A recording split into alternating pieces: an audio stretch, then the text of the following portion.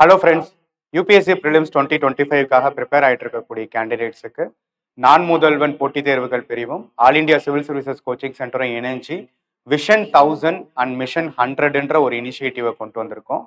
So இதில் எங்களோட objective என்னன்னா, மினிமம் தமிழ்நாட்டில இருந்து ஒரு 1000 பேராச்சு இந்த வருஷம் ப்ரிலிம்ஸ் எக்ஸாம்ஸை கிளியர் பண்ணணும்.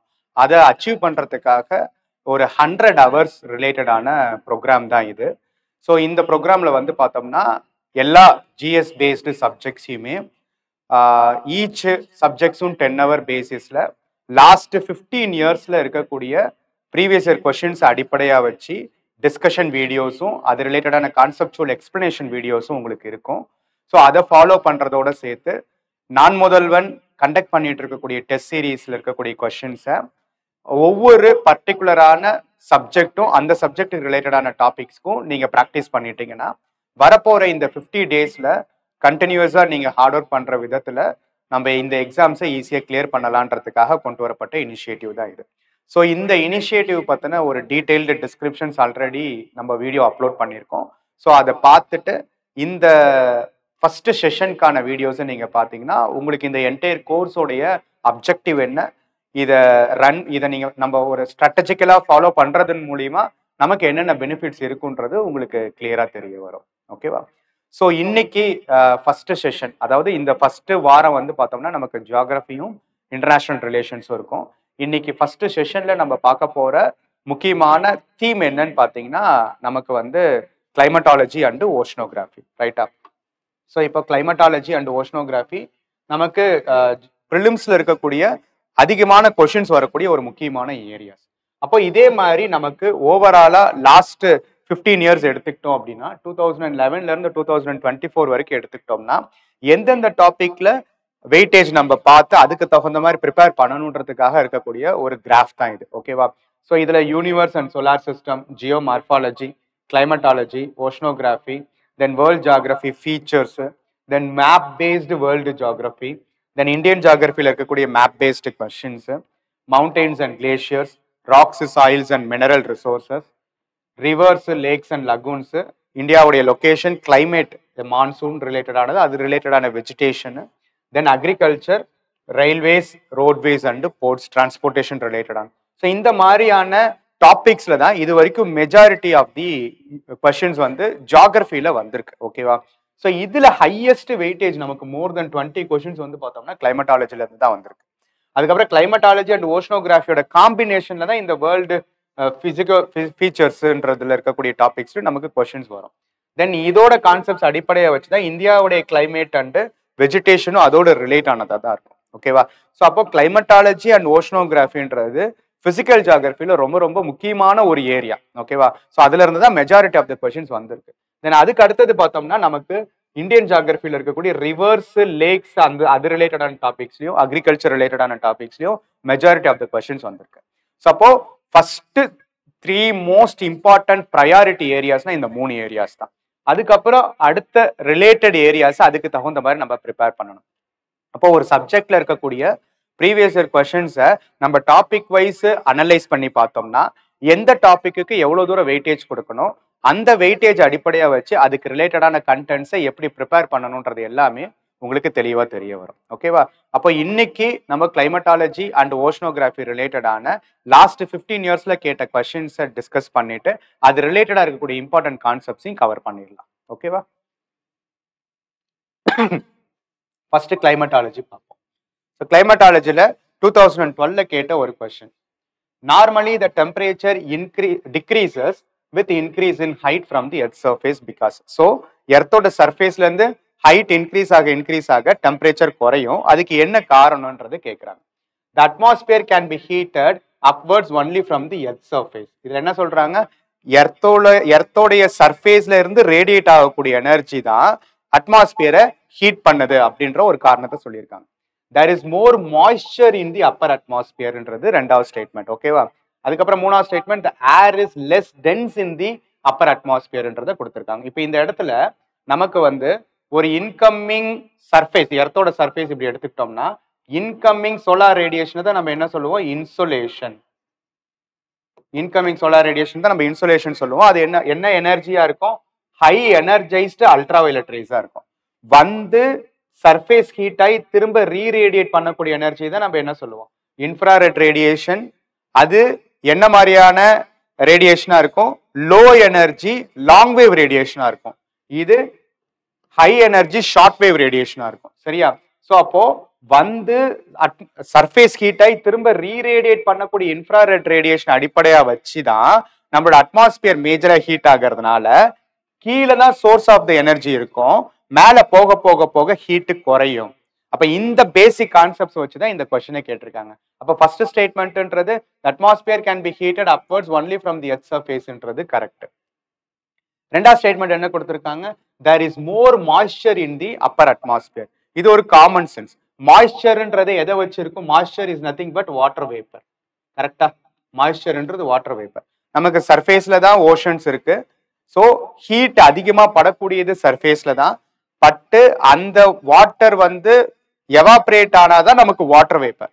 அப்போ ஹைட் போக போக போக வாட்டர் வேப்பரோடைய அளவுன்றது குறைஞ்சிக்கிட்டே இருக்கும். மாய்ஸ்சர்ன்றது ஹைட் இன்க்ரீஸ் ஆக ரெடியூஸ் ஆகிக்கிட்டே இருக்கும். இங்க என்ன சொல்லியிருக்காங்க, there is more moisture in the upper atmosphere ன்னு சொல்லியிருக்காங்க. அப்ப செகண்ட் ஸ்டேட்மெண்ட் டெஃபினட்டா வரவே கூடாது.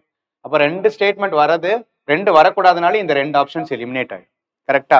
அப்ப மூணாவது statement, the air is less denser in the upper atmosphere ன்னு கொடுத்திருக்காங்க. எஸ், நம்மளுடைய ஓவராலாவே அட்மாஸ்பியர் எடுத்துக்கிட்டோம்னா அட்மாஸ்பியரும் it is consisted of gases, dust particle and other components. அப்ப அதுக்குள்ள இருக்கக்கூடிய ஒவ்வொரு இண்டிவிஜுவல் பார்ட்டிகல்ஸுக்குமே ஒரு மாஸ் இருக்கும். கரெக்டா?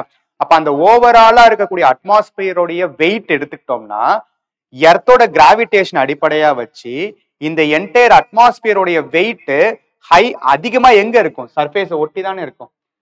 ஓகேவா? சோ அட்மாஸ்பியருடைய வெயிட்டான ஹை மாஸ் இருக்கக்கூடிய காம்பனன்ட்ஸ் எல்லாமே சர்ஃபேஸை ஒட்டி இருக்கும். அப்போ டென்சிட்டி ஆஃப் தி ஏர் வந்து பார்த்தோம்னா லோவர் பார்ட் ஆஃப் த அட்மாஸ்பியர்ல ஹையர் ஆகவும் அப்பர் பார்ட் ஆஃப் தி அட்மாஸ்பியர்ல லோவர் ஆகவும் இருக்கும். கரெக்டா? அப்ப the air is less dense in the upper atmosphere. அதுவும் ஒரு முக்கியமான காரணமா இருக்கு. ஓகேவா? சோ அப்போ less denser air in the upper atmosphere, the height increase ஆக நமக்கு இன்ஃப்ராரெட் ரேடியேஷனுடைய எனர்ஜின்றது குறைஞ்சிக்கிட்டே இருக்கிற காரணத்தினாலையும் நமக்கு temperature decreases with increasing height. ஓகேவா? ஸோ இதுக்கு என்ன answer, option C 1 and 3 only. Then அடுத்த கொஸ்டின், அதே ரிலேட்டடான மாய்ஸ்சர் அடிப்படையா வச்சு 2024 இதே கொஸ்டின் ரிப்பீட் ஆயிருக்கு. With reference to the water vapour. ஓகேவா? which of the following statements is are correct? It is a gas, the amount of which decreases with the altitude. இந்த இடத்துல என்ன கேட்டிருக்காங்க, there is more moisture in the upper atmosphere. அப்படின்னா height increase ஆக moisture அதிகரிக்கும்னு கேட்டிருக்காங்க. அதே concept 2024ல the amount of which decreases with increasing altitude ன்னு கேட்டிருக்காங்க. அப்போ கரெக்ட் தான். ஏன்னா ஹைட் இன்க்ரீஸ் ஆக வாட்டர் வேப்பருடைய அளவுன்றது குறைஞ்சிக்கிட்டே இருக்கும். It's percentage is maximum at the போல்னு சொல்லியிருக்காங்க. நமக்கு தெரியும் நம்மளுக்கு வந்து ஈக்குவட்டோரியல் ரீஜன்ல தான் டெம்பரேச்சர் ஹையரா இருக்கும். அப்போ அதிகமான வாட்டர் பாடிஸ் இருக்கக்கூடிய ஈக்குவட்டோரியல் ரீஜன்ல இருந்து தான் வாட்டர் வேப்பருக்கான பிரசன்ஸ் அதிகமா இருக்கிறதுக்கு வாய்ப்புகள் இருக்கு. நமக்கு போல்ஸை நோக்கி போக போக போக சோலார் ரேடியேஷனுடைய அளவு குறைஞ்சிக்கிட்டே இருக்கும். ஸோ ஆட்டோமேட்டிக்கா அங்க எவாப்ரேஷனுக்கான ஸ்கோப்பி ரொம்ப ரொம்ப குறைவா இருக்கும். ஆனா இங்க என்ன சொல்லியிருக்காங்க, it's percentage is maximum at the போல்னு சொல்லியிருக்காங்க. அப்போ செகண்ட் ஸ்டேட்மெண்ட் ராங். அப்ப வாட்டர் வேப்பரை பேஸ் பண்ணி நம்மளுடைய இன்கமிங் சோலார் ரேடியேஷனோ அல்லது அவுட் கோயிங் டெரஸ்ட்ரியல் ரேடியேஷனோ அந்த வாட்டர் வேப்பரோட என்ன ரிலேஷன்ஷிப்ல நம்மளுக்கு டெம்பரேச்சர் மாறிக்கிட்டே இருக்குன்றது யூபிஎஸ்சி கேட்டுக்கிட்டே இருக்காங்க. அப்ப ஆன்சர் ஃபார் திஸ் கொஸ்டின் என்னது, A1 ஒன்லி. தென் இதே தீமே 2023ல எப்படி கேட்டிருக்காங்கன்னு பார்ப்போம்.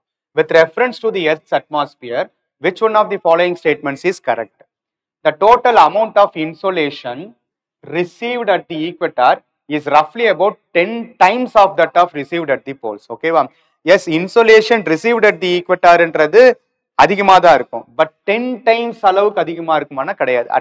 At max 2 times or 2.5 times தான் போல்ஸை விட ஈக்வட்டார்ல அதிகமான இன்சுலேஷன் நமக்கு கிடைக்கும். ஏன்னா சர்ஃபேஸ் வந்து ஈக்வட்டோரியல் ரீஜன்ஸ்ல நமக்கு வந்து இப்போ எர்த்தை எடுத்துக்கிட்டோம்னா எர்த்தோடைய நேச்சர் என்னவா இருக்கும், ஸ்பெரிக்கல் நேச்சரா இருக்கும். அப்ப இன்கமிங் சோலார் ரேடியேஷன் ஈக்வட்டோரியல் ரீஜன்ல 90 டிகிரி வந்து ஹிட் பண்ணும் டைரக்ட் ரேஸா.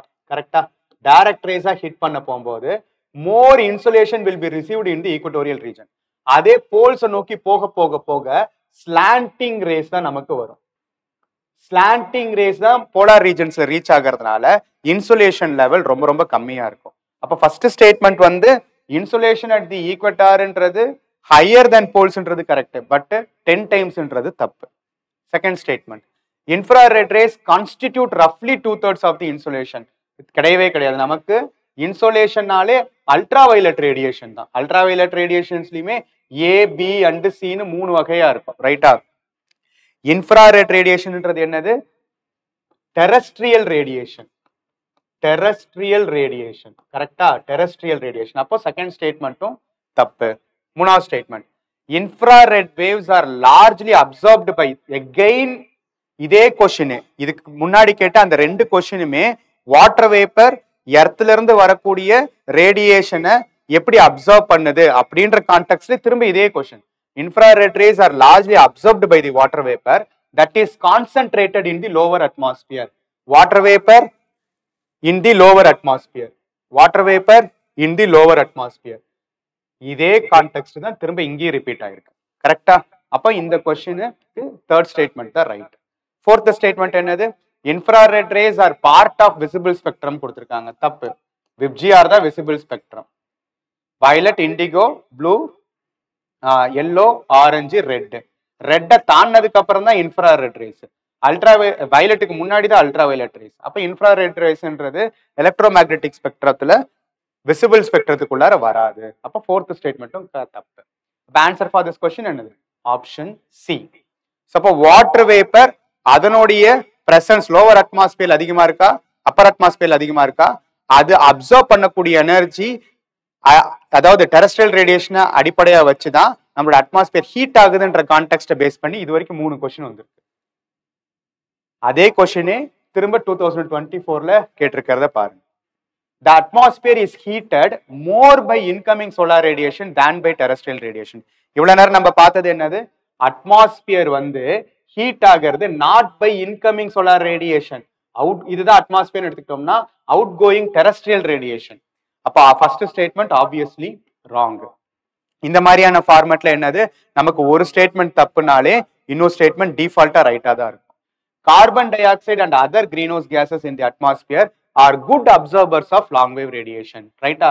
நமக்கு ரீரேடியேட் ஆகக்கூடிய டெரஸ்ட்ரியல் ரேடியேஷனை அப்சர்வ் பண்ணக்கூடிய கேசஸ் தான் நம்ம கிரீன் ஹவுஸ் கேசஸ் சொல்லுவோம். ஸோ கிரீன் ஹவுஸ் கேசஸ் சொல்லுவோம். அதுல water vapour is a natural greenhouse gas. அதை அடிப்படையாக வச்சுதான் ஒவ்வொரு வருஷமும் இந்த கொஸ்டின்ஸ் வந்துகிட்டே இருக்கு. அதை தாண்டி carbon dioxide and other greenhouse gases are also doing the same work what water vapour is doing to increase the temperature of the atmosphere. ஓகேவா? ஸோ இதே தீம்லேயே அகைன் இன்னொரு கொஸ்டின் வந்திருக்கு. ஆப்ஷன் டி வந்து statement 1 is incorrect but statement 2 is correct. ஓகேவா? Then அதே அட்மாஸ்பியர்ல இருக்கக்கூடிய water வேப்பரும் டஸ்டும் சேர்ந்தாதான் நமக்கு என்னது? கிளவுட்ஸ். அப்ப கிளவுட்ஸோட ஃபார்மேஷன்ன்றது nothing but atmosphere attached with dust particles தான் நமக்கு கிளவுட்ஸ் ஃபார்ம் ஆகுது. Why are dew drops not formed on a cloudy night? Cloudy night, இப்போ ஃபார் எக்ஸாம்பிள் சர்ஃபேஸ்ல இங்க கிளவுட்ஸ் இருக்குதுன்னா கிளவுட்ஸ் இருக்கிறதுனால டியூஸ் வந்து ஃபார்ம் ஆகாது. ஏன் அப்படின்றது காரணத்தை கேட்கிறாங்க. என்னென்ன ஸ்டேட்மெண்ட்ஸ் இருக்கு? Clouds absorb the radiation released from the earth surface. Clouds reflect back to the earth surface. Clouds reflect back the earth's radiation. The earth's surface would have low temperature on the cloudy nights. Clouds deflect the blowing wind to the ground level. ஓகேவா? So இப்போ இதுல வந்து பார்த்தோம்னா நமக்கு incoming solar radiation பட்டு திரும்ப ரீரேடியேஷனா வரக்கூடிய infrared radiation போகும்போது இந்த கிளவுட்ஸ் என்ன பண்ணுது? இந்த clouds doesn't allow the infrared radiation to escape into the space. அப்ப அது என்ன பண்ணும்? திரும்ப இந்த இன்ஃப்ராரெட் ரேடியேஷன் அகைன் அப்சர்வ் பண்றதை தாண்டி it is also reflecting to the surface. அப்போ கிளவுடினஸ் அதிகமா இருக்குதுன்னா டெம்பரேச்சர் அதிகமா இருக்கும். டெம்பரேச்சர் அதிகமா இருக்குதுன்னா டியூஸ் ஃபார்ம் ஆகாது. ஏன் டியூஸ் ஃபார்ம் ஆகாது? Dew formation is a process of condensation. கரெக்டா? ஒரு வாட்டர் டெம்பரேச்சர் இன்க்ரீஸ் ஆகிறதுனால வேப்பரா மாறும், கேசியஸ் ஃபார்ம்ல மாறும். திரும்ப அதே டெம்பரேச்சர் குறைஞ்சிச்சுன்னா இந்த vapour is again condensed to water.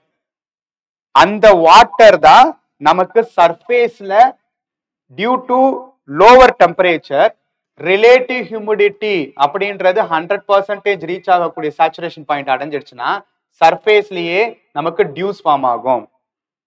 அது எஸ்பெஷலி ஏர்லி மார்னிங் டைம்ஸ்ல. ஓகேவா?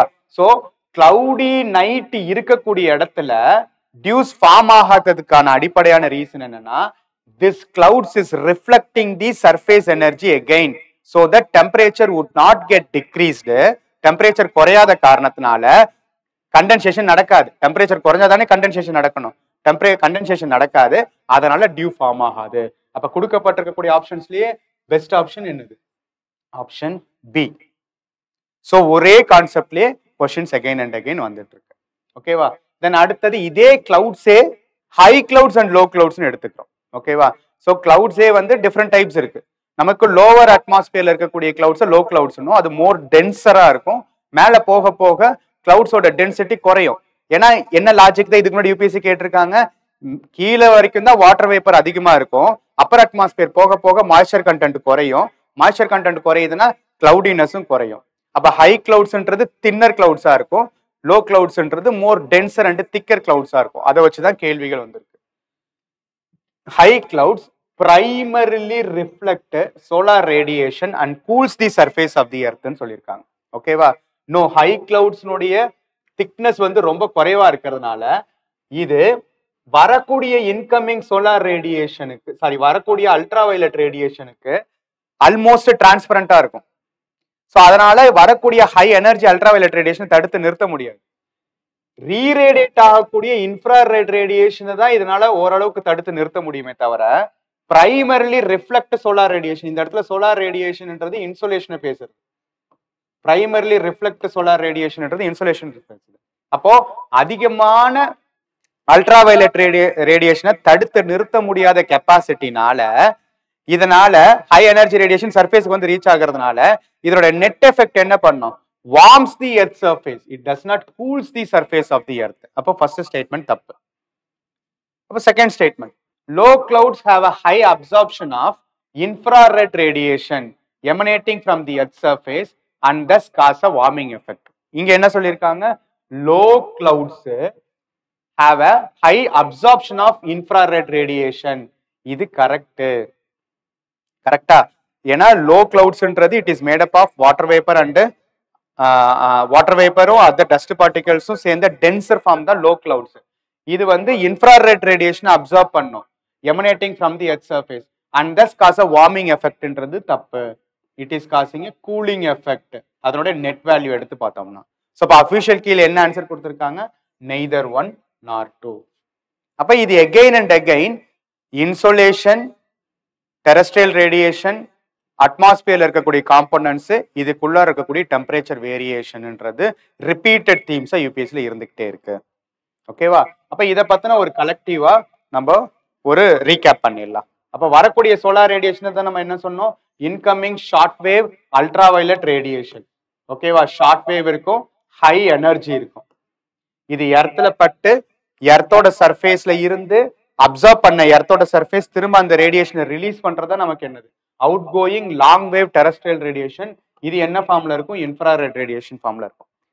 அப்போ இதை விட இது லோ எனர்ஜியா இருக்கிறதுனால சர்ஃபேஸ்ல இருந்து ஹைட் இன்க்ரீஸ் ஆக டெம்பரேச்சர் இஸ் கெட்டிங் டிக்ரீஸ்டு. ஓகேவா? ஹைட் இன்க்ரீஸ் ஆக டெம்பரேச்சர் குறையிறது. அந்த டெம்பரேச்சர் குறையிறது தான் நம்ம என்னன்னு சொல்லுவோம்? நார்மல் லேப்ஸ் ரேட்னு சொல்லுவோம். இந்த நார்மல் லேப்ஸ் ரேட் ஆவரேஜா என்ன இருக்கும்? 6.5 degree Celsius reduction for every 1 kilometre. ஒவ்வொரு கிலோமீட்டர் ஹைட் இன்க்ரீஸ் ஆக போகும்போதும் 6.5 டிகிரி செல்சியஸ் வந்து டெம்பரேச்சர் குறையும். அதுதான் நமக்கு வந்து நார்மல் லேப்ஸ் ரேட். ஓகேவா? எந்த விதமான டெம்பரேச்சர் ரிடக்ஷனும் இல்லாம ஹைட் இன்க்ரீஸ் ஆக டெம்பரேச்சர் அதே மாதிரி இருந்தா அது ஐசோதெர்மல் கண்டிஷன். ஐசோனா ஒரே மாதிரியான டெம்பரேச்சர் இருக்கக்கூடிய கண்டிஷன்ஸ். சில ரீஜியன்ஸ்ல you are having negative lapse rate. அப்ப நெகட்டிவ் லேப்ஸ் ரேட்னா என்னது? ஹைட் இன்க்ரீஸ் ஆக டெம்பரேச்சர் கூடும். அதுக்கு சில கண்டிஷன்ஸ் இருக்கு. அதுக்கு பேர் தான் என்ன சொல்லுவாங்க? Temperature inversion. Temperature inversion. ஓகேவா? இந்த டெம்பரேச்சர் இன்வர்ஷன் இன்க்ரீஸ் ஆக டெம்பரேச்சர் கூடும். ஸோ ஒவ்வொரு கிலோமீட்டருக்கும் 6.5 டிகிரி செல்சியஸ் குறையிறது தான் நார்மல் லாப்ஸ் ரேட். ஓகேவா? அப்ப இதை அடிப்படையா வச்சுதான் நம்மளோட அட்மாஸ்பியர்ல ஹீட் பட்ஜெட்ன்ற கான்செப்ட் நம்ம வந்து பார்த்தோம்னா, வரக்கூடிய சோலார் ரேடியேஷன் நம்ம ஒரு 100% ரேடியேஷன் எடுத்துக்கிட்டோம்னா, அது அட்மாஸ்பியரை கடந்து தானே நமக்கு சர்ஃபேஸ்ல வந்து ரீச் ஆக முடியும். அப்ப அட்மாஸ்பியர்ல இருக்கக்கூடிய வேரியஸ் காம்போனன்ட்ஸ் வரக்கூடிய இன்கமிங் ரேடியேஷனுக்கு எப்படி ரியாக்ட் பண்ணது அப்படின்றத பார்த்தோம்னா, வரப்போகும்போது our atmosphere is made up of clouds. இங்க எல்லா கிளவுட்ஸையும் கன்சிடர் பண்ணிக்கிறாங்க. ஓவராலாவே நம்ம அட்மாஸ்பியர்ல இருக்கக்கூடிய வாட்டர் வேப்பர் அண்ட் டஸ்ட் பார்ட்டிகல்ஸ்னால கிரியேட் ஆகக்கூடிய கிளவுட்ஸை கணக்கு வச்சிட்டோம்னா, த கிளவுட்ஸ் இஸ் அது வந்து ஒரு ஒயிட் கலர்டு பேச்சஸ் தான் நமக்கு வந்து கிளவுட்ஸ்.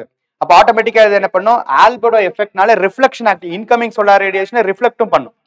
இன்கமிங் சோலார் ரேடியேஷன்ல ஒரு போர்ஷன் அப்சார்பும் பண்ணும், ஒரு போர்ஷன் ரிஃப்ளெக்டும் பண்ணும். 27%, 100%ல 27% is reflected by the clouds itself. அதே மாதிரி நம்மளோட சர்ஃபேஸ் எடுத்துக்கிட்டோம்னா, நம்மளோட சர்ஃபேஸ்ல ஐஸ் இருக்கக்கூடிய ரீஜன்ஸ், ஸ்னோ இருக்கக்கூடிய ரீஜன்ஸ்ல எல்லாத்துலயுமே ஹை ஆல்படோ எஃபெக்ட் இருக்கும். ஆல்படோ, ஓகேவா? ஆல்படோனா என்னது? Reflecting capacity of the surface, reflecting capacity of the incoming sunlight. அப்ப அதுல 2% மூலியமா எர்த்தோட சர்ஃபேஸே அப்சர்வ் பண்ணாம ரிஃப்ளெக்ட் பண்ணி விட்டுரும். ஓகேவா? தென் அதர் காம்போனன்ட்ஸ், அட்மாஸ்பியர்ல இருக்கக்கூடிய மற்ற டஸ்ட் பார்ட்டிகல்ஸ், இந்த மாதிரியான மற்ற விஷயங்கள்னால ஸ்கேட்டரிங்னால ஒரு 6% போயிடும். ஓகேவா?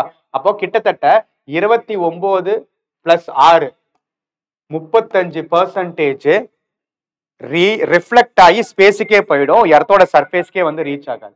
அதுக்கப்புறம் நம்மளோட அட்மாஸ்பியர் ஒரு 14% அப்சர்வ் பண்ணும்.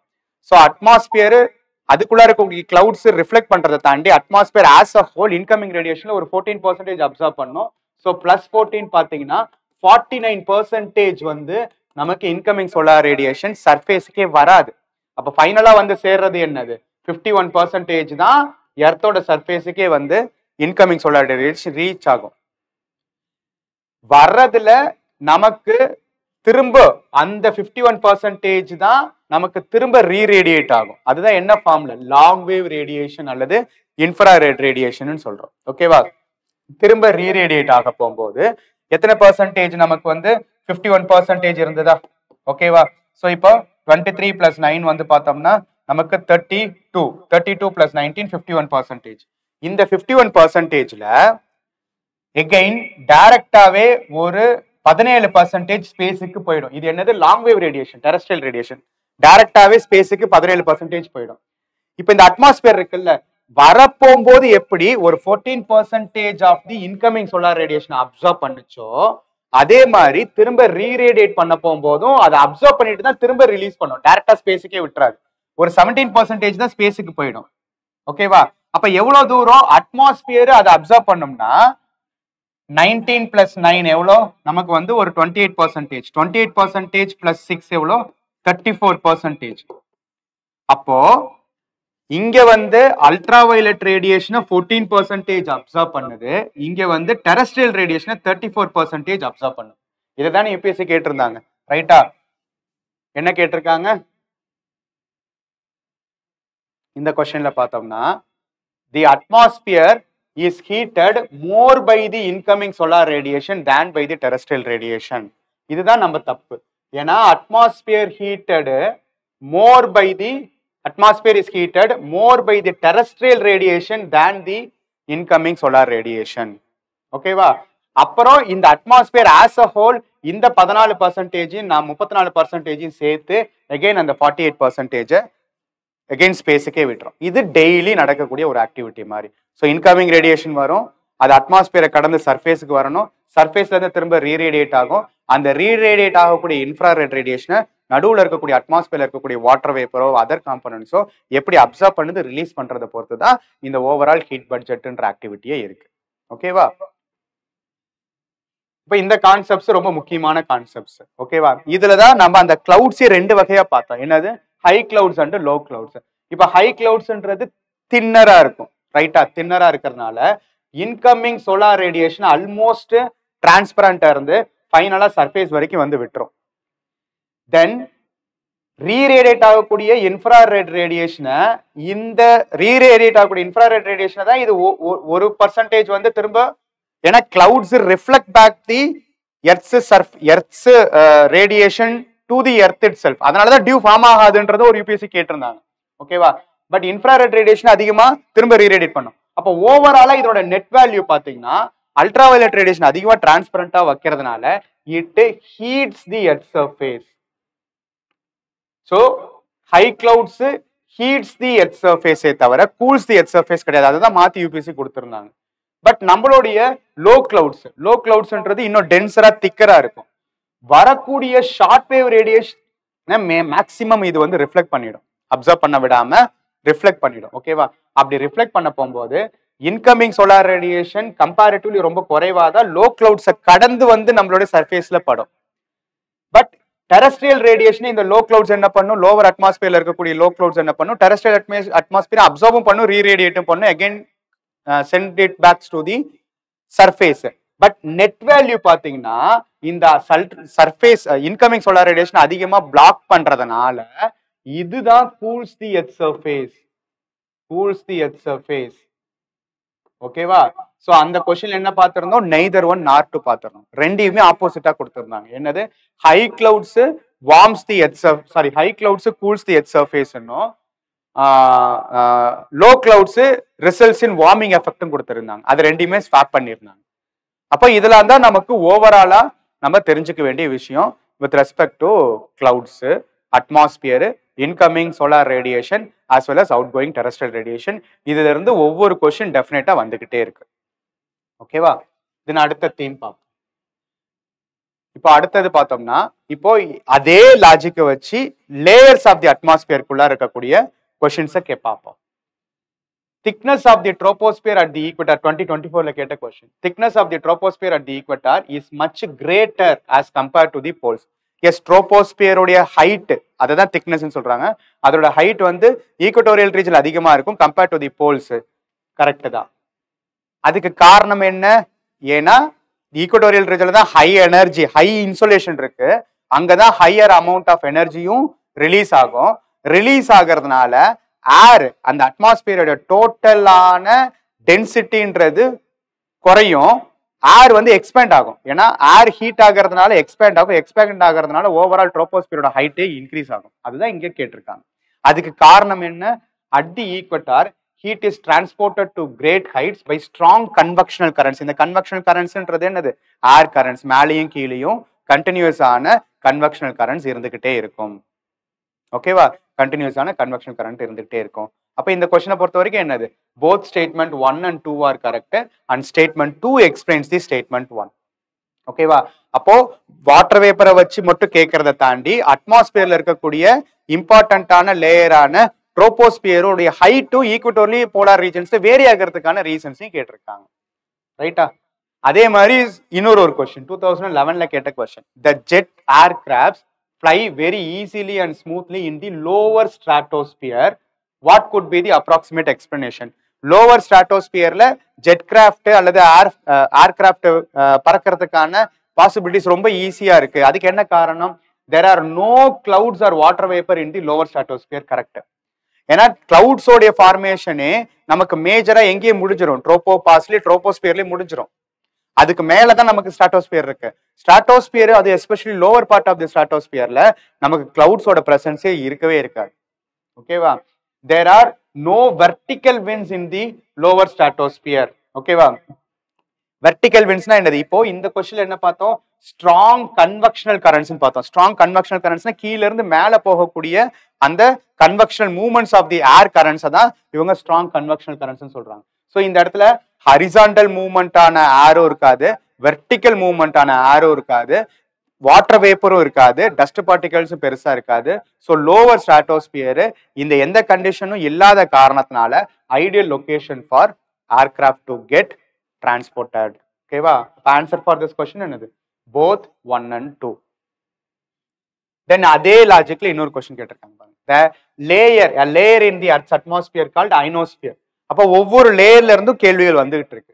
a layer in the earth's atmosphere called ionosphere facilitates radio communication. why? Radio wave communication அதை ஃபெசிலிட்டேட் பண்றது. அதுக்கு காரணம் என்னன்னு கேட்கறாங்க. The presence of ozone causes the reflection of radio waves to the earth. அப்படியே தப்பு. ஏன்னா ஓசோன் இருக்கிறது வந்து ஸ்ட்ராட்டோஸ்பியர். கரெக்டா? ஓசோன் வந்து ஸ்ட்ராட்டோஸ்பியர்ல இருக்கு, அயனோஸ்பியர்ல கிடையாது. Radio waves have a very long wave length. இந்த ஸ்டேட்மெண்ட் பர்சே கரெக்ட். ஓகேவா? ஏன்னா நமக்கு இன்ஃப்ராரெட் ரேடியேஷன் லாங் வேவ்னு பார்த்தோம். மைக்ரோவேவ்ஸ் அதுக்கப்புறம் தான் radio waves. So radio waves have a longer wave லென்த்ன்றது correct. But question is not about the characteristics of radio waves. Radio waves கம்யூனிகேஷனுக்கு facilitate பண்றதுக்கு ரீசன் என்னன்னா லாங் வேவா இருக்கிறது மட்டும் ரீசன் கிடையாது. ஏன்னா லாங் வேவா இருக்கிறது மட்டும் ரேடியேஷன்னா ரீசன்னா நம்மளுக்கு இன்ஃப்ராரெட் ரேடியேஷன் நம்ம கம்யூனிகேஷனுக்காக யூஸ் பண்ணணும். ஓகேவா? பட் இது என்னன்னா ரேடியோ வேவ்ஸ்ன்றது charged particles, charged radio active ions, charged radioactive ions in the ionosphere has the capacity to reflect the radio waves again to the surface of the earth so that it facilitates the communication. Okay va? Answer for this question என்னது? Option D, neither one nor two. Okay va? So அப்போ ஒவ்வொரு லேயரை பத்தியும் நமக்கு கேள்விகள் வந்துட்டு இருக்கு. So இப்போ வித்தின் தி ட்ரோபோஸ்பியர் நம்மளுக்கு லோவர் மோஸ்ட் லேயரா இருக்கக்கூடிய ட்ரோபோஸ்பியர்ல பார்த்தோம்னா இப்போ ஈக்வட்டோரியல் ரீஜன்ல நமக்கு ட்ரோபோஸ்பியரோடைய ஹைட் வந்து கூட இருக்கும், போலார் ரீஜன்ஸ்ல குறைவா இருக்கும். அதுக்கு காரணம் என்ன? ஈக்வட்டோரியல் ரீஜன்ல ஹை இன்சுலேஷன் இருக்கிறதுனால ஹைட் ஐஆரும் இருக்கும், இன்ஃப்ராரெட் ரேடியேஷன் இருக்கும். இந்த இன்ஃப்ராரெட் ரேடியேஷன் என்ன பண்ணும்? ஓவராலா இருக்கக்கூடிய அட்மாஸ்பியரோடைய டெம்பரேச்சர் இன்க்ரீஸ் பண்ணும். டெம்பரேச்சர் இன்க்ரீஸ் ஆனிச்சுன்னா வால்யூம் இன்க்ரீஸ் ஆகும். வால்யூம் இன்க்ரீஸ் ஆனிச்சுன்னா டென்சிட்டி குறையும். கரெக்டா?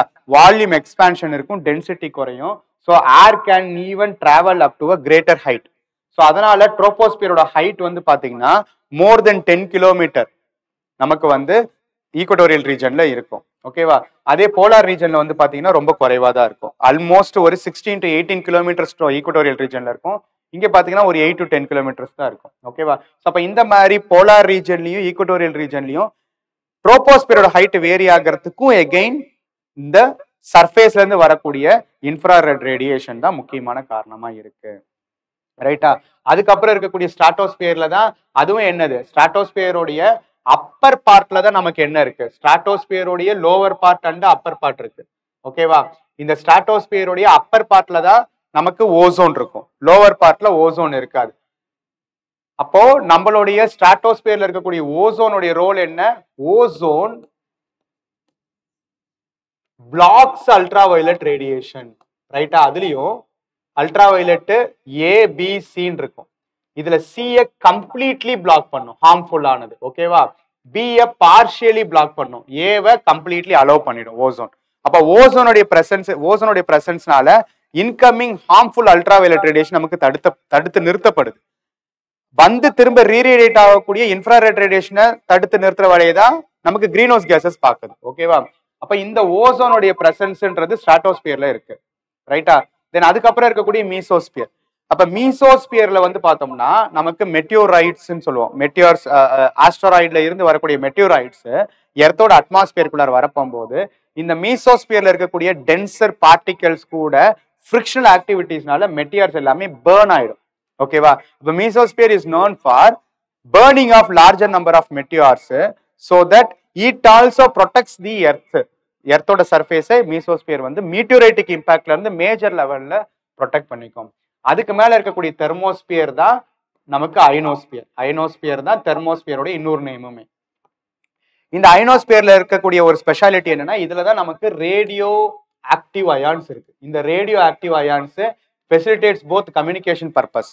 அதே சமயத்துல நமக்கு எர்த்தோடைய மேக்னெட்டிக் ஃபீல்ட் என்ன பண்ணும்? வரக்கூடிய இன்கமிங் சோலார் ரேடியேஷன்ல இருக்கக்கூடிய ஹை எனர்ஜி சோலார் ரேடியேஷனும் இந்த மேக்னெட்டிக் ஃப்ளக்ஸ் லைன்ஸ்குள்ளார எஸ்பெஷலி போலார் ரீஜன்ஸ்குள்ளார அது வந்து சார்ஜ் ஆக்டிவ் அயான்ஸும் இன்கமிங் சோலார் விண்ட்ஸும் வந்து இன்டராக்ட் ஆக போகும்போது ஒரு ஸ்பார்க்லிங் எஃபெக்ட் ஏற்படும். அந்த ஸ்பார்க்லிங் எஃபெக்ட்டுக்கு பேர் தான் என்னது?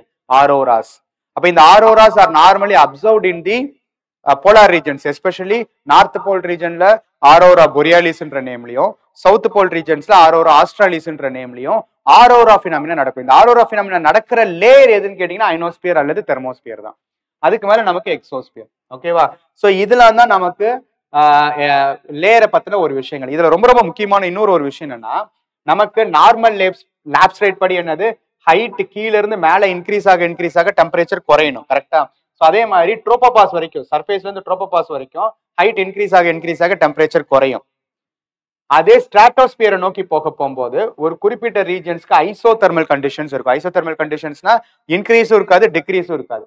ஆனா அதுக்கப்புறம் அப்பர் ஸ்ட்ராட்டோஸ்பியருக்கு போகும்போது temperature keeps on increasing with increasing altitude. இதுக்கு பேர் தான் என்னன்னு சொல்லி பார்த்தோம், டெம்பரேச்சர் இன்வர்ஷன், ரைட்டா? அதுக்கப்புறம் மீசோஸ்பியர்ல போகும்போது அகைன் மீசோஸ்பியர்ல temperature decreases with increasing altitude. Again thermosphere அல்லது ஐனோஸ்பியர்ல போகும்போது again temperature increases with increasing altitude. அப்ப இந்த டெம்பரேச்சர் இன்வர்ஷன்ற கான்செப்ட் ஸ்ட்ராட்டோஸ்பியர்லயும் தெர்மோஸ்பியர்லயும் இருக்கும். அதாவது temperature increases with increasing height. அதுக்கு காரணமா இருக்கிறது என்ன, ஸ்ட்ராட்டோஸ்பியர்ல இருக்கக்கூடிய ஓசோனோட பிரசன்ஸ் இன் ஸ்ட்ராட்டோஸ்பியரும் charged radio active ions in ஐனோஸ்பியரும் makes the air to experience higher temperature with increasing altitude. அப்போ ஓவராலாவே நம்மளுடைய லேயர்ல இருக்கக்கூடிய டெம்பரேச்சர் வேரியேஷனும் அந்த temperature variation with respect to infrared ரேடியேஷனுக்கு இருக்கக்கூடிய ரிலேஷன்ஷிப் யூபிஎஸ்சி ஃப்ரீக்வெண்டா கேட்டுக்கிட்டே இருக்காங்க. இப்போ இந்த ஒரு கலெக்டிவ் நாலேஜ் நமக்கு தேவை, ரைட்டா? தென் இந்த கொஸ்டின் பார்ப்போம். இப்போ இது வரைக்கும் நம்ம பார்த்தது எல்லாமே வெர்டிக்கல் லெவல்ல variation with respect to temperature and other components பார்த்துருக்கோம். அதே இன்கமிங் சோலார் ரேடியேஷன் தான் இப்போ நமக்கு எங்க சர்ஃபேஸ் ஆஃப் தி எர்த்லயும் படுது. அப்ப சர்ஃபேஸ் ஆஃப் தி எர்த்துக்குள்ளாரே we are having different types of land ஒரு இடத்துல இருக்கு, வாட்டர் ஒரு இடத்துல இருக்கு. அந்த வாட்டருக்குள்ளாரியே டிஃப்ரெண்ட் வேரியேஷன்ஸ் இருக்கு, லேண்டுக்குள்ளாரே இருக்கு டிஃப்ரெண்ட் வேரியேஷன்ஸ் இருக்கு. பட் அப்ப அதை பொறுத்தும் டெம்பரேச்சர் வேரியேஷன் இருக்குமா, அதை வச்சுதான் இந்த கேள்வி. The annual range of temperature. Annual range of டெம்பரேச்சர்னா என்னது, temperature difference between maximum and minimum. ஒரு வருஷத்தோடைய மேக்ஸிமம் டெம்பரேச்சருக்கும் மினிமம் டெம்பரேச்சர் இருக்கக்கூடிய டிஃபரன்சஸ் தான் நம்ம வந்து ஆனுவல் ரேஞ்ச் ஆஃப் டெம்பரேச்சர்னு சொல்லுவாங்க. இது என்ன சொல்லியிருக்காங்க, annual range of temperature in the interior of the continents is high as compared to the coastal areas. Interior of the கான்டினென்ட்ஸ்ல பாத்தீங்கன்னா இந்த ஆனுவல் ரேஞ்ச், அதாவது டிஃபரன்ஸ் மேக்ஸிமம் அதிகமா இருக்கும் கோஸ்டல் ரீஜனோட கம்பேர் பண்ண போகும்போது. அதுக்கு காரணம் என்ன, what is are the reasons கேட்டிருக்காங்க. Thermal difference between land and water, டெஃபினட்டா. ஏன்னா இங்க கோஸ்டல் ஏரியாஸையும் கான்டினென்ட்ஸையும் கம்பேர் பண்ணியிருக்காங்க. அப்ப தெர்மல் டிஃபரன்சஸ்னா ஒரே அமௌண்ட் ஆஃப் எனர்ஜியை லேண்டுக்கும் வாட்டருக்கும் கொடுத்தாலும் அந்த லேண்ட் வாட்டரும் அதுக்கு ஈக்குவலண்ட் அமௌண்ட் ஆஃப் எனர்ஜி அது ரிசீவ் பண்ணிக்காது.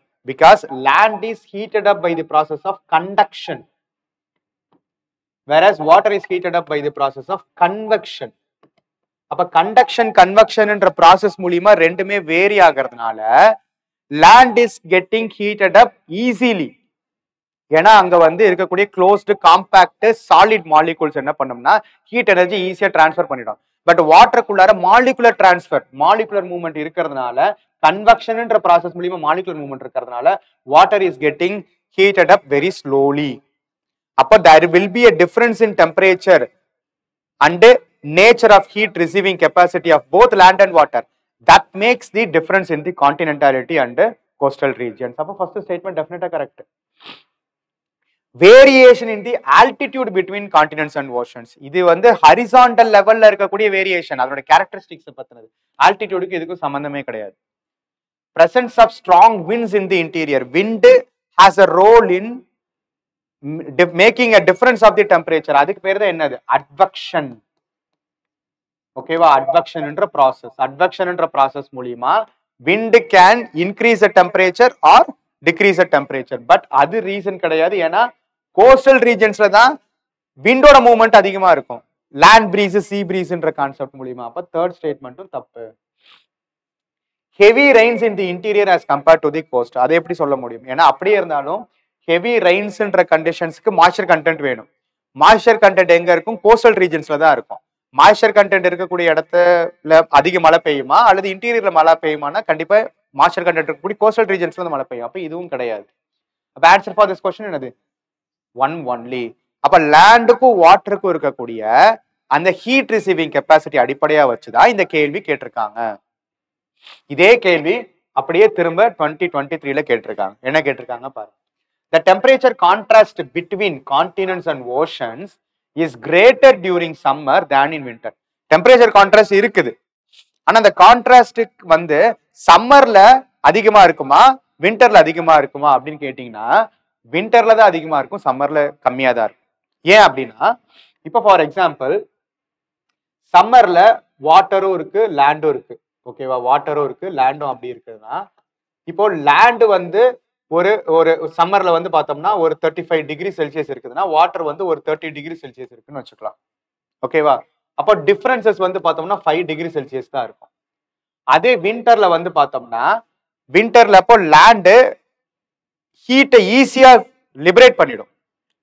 இப்ப சென்னைக்கும் டெல்லிக்கும் இருக்கிற ரீசன் அதுதான். Continentality of Delhi experiences more cooler temperature during the winter than the Chennai. ஏன்னா Chennai is a coastal region, even though நம்ம we are very much closer to the equatorial ரீஜனா இருந்தாலும். அப்போ வின்டர் அப்ப என்ன ஆகும்னா வாட்டர்ல ஒரு 25 டிகிரி தான் இருக்கும், பட் லேண்ட்ல வந்து பாத்தீங்கன்னா ஒரு 10 டிகிரி அல்லது 15 டிகிரி வரைக்கும் குறையலாம்.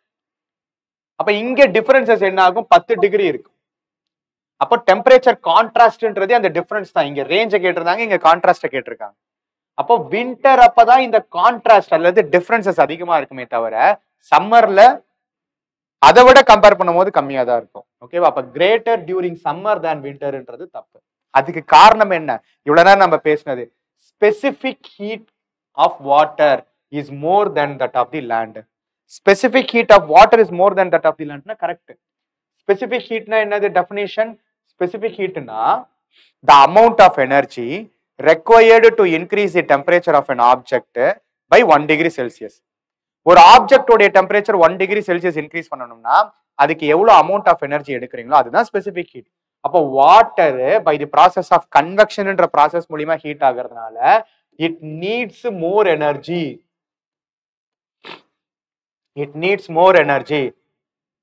அதே கொஞ்சம் எனர்ஜி லேண்டுக்கு கொடுத்தாலும் அது சீக்கிரம் ஹீட் ஆயிடும். அப்போ specific heat of water is more than that of the land சர்ஃபேஸ்னா அது கரெக்ட். ஓகேவா, இந்த ரீசன்னாலதான் நமக்கு டெம்பரேச்சர் கான்ட்ராஸ்ட் சம்மர்லயும் விண்டர்லயும் லேண்டுக்கும் வாட்டருக்கும் வேரி ஆகுறது. ஓகேவா, சோ ஆன்சர் என்னது, statement 1 is incorrect and statement 2 is correct.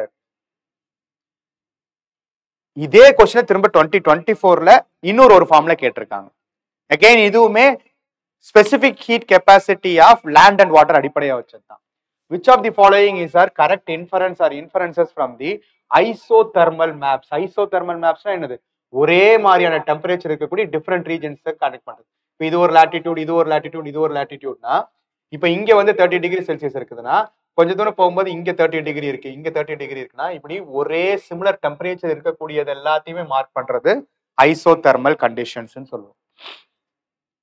ஓகேவா, என்ன கேட்டிருக்காங்க, இன் தி மந்த் ஆஃப் ஜான்வரின்ற போகும்போது நமக்கு எங்க சம்மர் இருக்கோ சதர்ன் ஹெமிஸ்பியர்ல சம்மர் இருக்கும், அதாவது டிராபிக் ஆஃப் கேப்ரிகானுக்கு மேல டைரக்ட் ரேஸ் ஆஃப் சன்லைட் இருக்கும், டிராபிக் ஆஃப் கேன்சருக்கு மேல நமக்கு வின்டர் இருக்கும். ஓகேவா, அப்ப இது என்ன கேட்டிருக்காங்க, அந்த ஐசோதெர்ம்ஸ் deviate to the north over the ocean and to the south over the continent ன்னு சொல்லிருக்காங்க.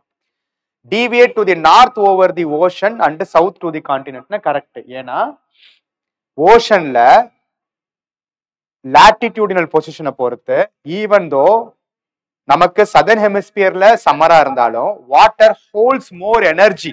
கரெக்டா, வாட்டர் ஹோல்ஸ் மோர் எனர்ஜி தேன் தி லேண்ட். இங்க என்ன சொல்லியிருக்கு, விண்டர்ல தான் அந்த கான்ட்ராஸ்ட் அதிகமா இருக்கும்னா வாட்டர் வந்து அந்த எனர்ஜி ரொம்ப நேரம் ஹோல்ட் பண்ணிருக்கும். ஆனா லேண்ட் வந்து விண்டர் அப்போ ரொம்ப சீக்கிரம் கூல் ஆயிடும். அப்போ வாட்டர் ஹோல்டு பண்ணிருக்க வாட்டரால அதிகமான டெம்பரேச்சர் ஹோல்ட் பண்ணிருக்கிறதுனால இந்த ஐசோதெர்ம்ஸ் டிவியேட் டு தி நார்த் இருக்காங்க. இதை நம்ம பார்ப்போம். ஓகேவா, இதை நம்ம எக்ஸ்பிளைன் பண்றேன். ஓகேவா, அதுக்கு காரணம் first statement is correct. Second statement என்ன சொல்லியிருக்காங்க, the presence of cold ocean currents, Gulf Stream, North Atlantic drift makes the North Atlantic Ocean colder than. முதல்ல இந்த கான்செப்டே தப்பு. என்னது, இது எல்லாமே warm currents. Gulf Stream, North Atlantic ட்ரிஃப்ட்ன்றது நார்தர்ன் ஹெமிஸ்பியர்ல அட்லாண்டிக் ஓஷன்ல இருக்கக்கூடிய வார்ம் கரண்ட்ஸ். அப்போ கோல்டு கரண்ட்ஸ் எப்படி ஒரு காரணமா இருக்கும். ஓகேவா, ஸ்டேட்மெண்ட் 1 ஒன்லி தான் கரெக்ட். அப்போ ஹரிசாண்டல் லெவல்ல இருக்கக்கூடிய temperature distribution between land and water is an important concept. ஓகேவா, இப்போ அதை ஒரு தடவை பிரஷ் அப் பண்ணிடலாம். ஓகேவா, ஸோ நான் முன்னாடி சொன்ன மாதிரி லேண்டுன்றது ரெண்டுக்குமே இன்சுலேஷன் ஒண்ணுதான். இன்சுலேஷன்ல எந்த வேரியேஷனும் இருக்காது. லேண்டும் ஒரே அமௌண்ட் ஆஃப் ஹீட்டை தான் ரிசீவ் பண்ணும், வாட்டரும் ஒரே அமௌண்ட் ஆஃப் ஹீட்டை தான் ரிசீவ் பண்ணும். ஆனா land is getting heated up faster and experiences higher temperature. இங்க 30 டிகிரி செல்சியஸ் இருக்குதுன்னா இங்க ஒரு 20 டிகிரி செல்சியஸ் தான் ஒரே எனர்ஜி வச்சு டெம்பரேச்சர் இன்க்ரீஸ் ஆகும். ஏன்னா specific heat of water is higher than the land. Land has lower specific heat and water has higher specific heat. ஓகேவா? ஏன்னா இது கண்டக்ஷன், இது கன்வெக்ஷன். கன்வெக்ஷன்ன்ற போகும்போது water is heated up by the process of molecular movement and the water oda mobility reduces its temperature carrying capacity. அப்ப என்ன ஆரம்பிக்கும்? இங்க temperature அதிகம்னா pressure low பிரஷரா இருக்கும், இங்க டெம்பரேச்சர் குறையும்னா ஹை பிரஷரா இருக்கும். அப்ப ஆட்டோமேட்டிக்கலி ஓஷனுக்கு மேல இருக்கக்கூடிய ஏர் ஹை பிரஷர் ஏர் ஆகவும் லேண்டுக்கு மேல இருக்கக்கூடிய ஏர் லோ பிரஷராகவும் இருக்க போகும்போது high pressure to low pressure wind move ஆகும். இதுக்கு பேர் தான் என்ன சொல்லுவோம்? சி பிரீஸ் அப்படின்னு சொல்லுவோம். சி பிரீஸ்ன்னு சொல்லுவோம். அதே டியூரிங் நைட் அப்ப என்ன ஆயிடும்? இங்க வந்து டெம்பரேச்சர் 10 டிகிரி கூட வரலாம், இங்க வந்து 20ல இருந்து 15 டிகிரி தான் வரும். அப்ப அப்படியே ஆப்போசிட் ஆயிடும். இங்க வந்து லோ டெம்பரேச்சர் ஹை பிரஷர் இருக்கும், இங்க வந்து ஹை டெம்பரேச்சர் லோ பிரஷர் இருக்கும். அப்ப நைட் டைம்ல லேண்ட்ல இருந்து ஓஷனை நோக்கி போறது லேண்ட் பிரீஸ்ன்னு சொல்லுவோம். அப்போ டெம்பரேச்சர் மாடரேட்டிங் எஃபெக்ட் கோஸ்டல் ரீஜன்ஸ்ல இருக்கும். இன்டீரியர் கான்டினென்டல்ல அந்த மாடரேட்டிங் எஃபெக்ட்டுக்கு ஸ்பேஸே கிடையாது. இதனாலதான் என்ன கேட்டிருந்தாங்க யூபிஎஸ்சி? கோஸ்டல் ரீஜன்ஸை விட கான்டினென்டாலிட்டியில ஆனுவல் ரேஞ்ச் ஆஃப் டெம்பரேச்சர் அதிகமா இருக்கும்னு கேட்டிருக்காங்க. Yes, this is the reason. ஏன்னா கோஸ்டல் ரீஜன்ஸ்ல இந்த பிரீஸோடைய மாடரேட்டிங் எஃபெக்ட் இருக்கிறதுனால மேக்ஸிமம் டெம்பரேச்சருக்கும் மினிமம் டெம்பரேச்சருக்கு டிஃபரன்சஸ் குறைவா தான் இருக்கும். அதே கான்டினென்ட்டுக்குள்ளார மேக்ஸிமம்க்கும் மினிமம் இருக்கக்கூடிய டெம்பரேச்சர் ரொம்ப கூட இருக்கும். அதுதான் ஆனுவல் ரேஞ்ச். டெய்லி ரேஞ்ச் என்னவோ அதே தான் ஆனுவல் ரேஞ்சும். அதே லாஜிக்ல அதே கான்செப்ட்ல திரும்ப எகைன் யூபிஎஸ்சி கேள்வி கேட்டுட்டே இருக்காங்க. ஓகேவா? அப்ப இந்த specific heat capacity of land and வாட்டருக்கு இருக்கக்கூடிய டிஃபரன்சஸ் நம்ம தெளிவா புரிஞ்சுக்கணும். இது அடிப்படையா வச்சுதானே ஐசோதர்ம்ஸ் கேட்டிருந்தாங்க. இப்ப என்ன கொஸ்டின் என்ன கேட்டிருந்தாங்க? ஜான்வரி மந்த் அப்போ ஐசோதர்ம்ஸோட position over the ocean and லேண்டுக்கு என்ன வேரியேஷன் தானே கேட்டிருந்தாங்க. ரைட்டா?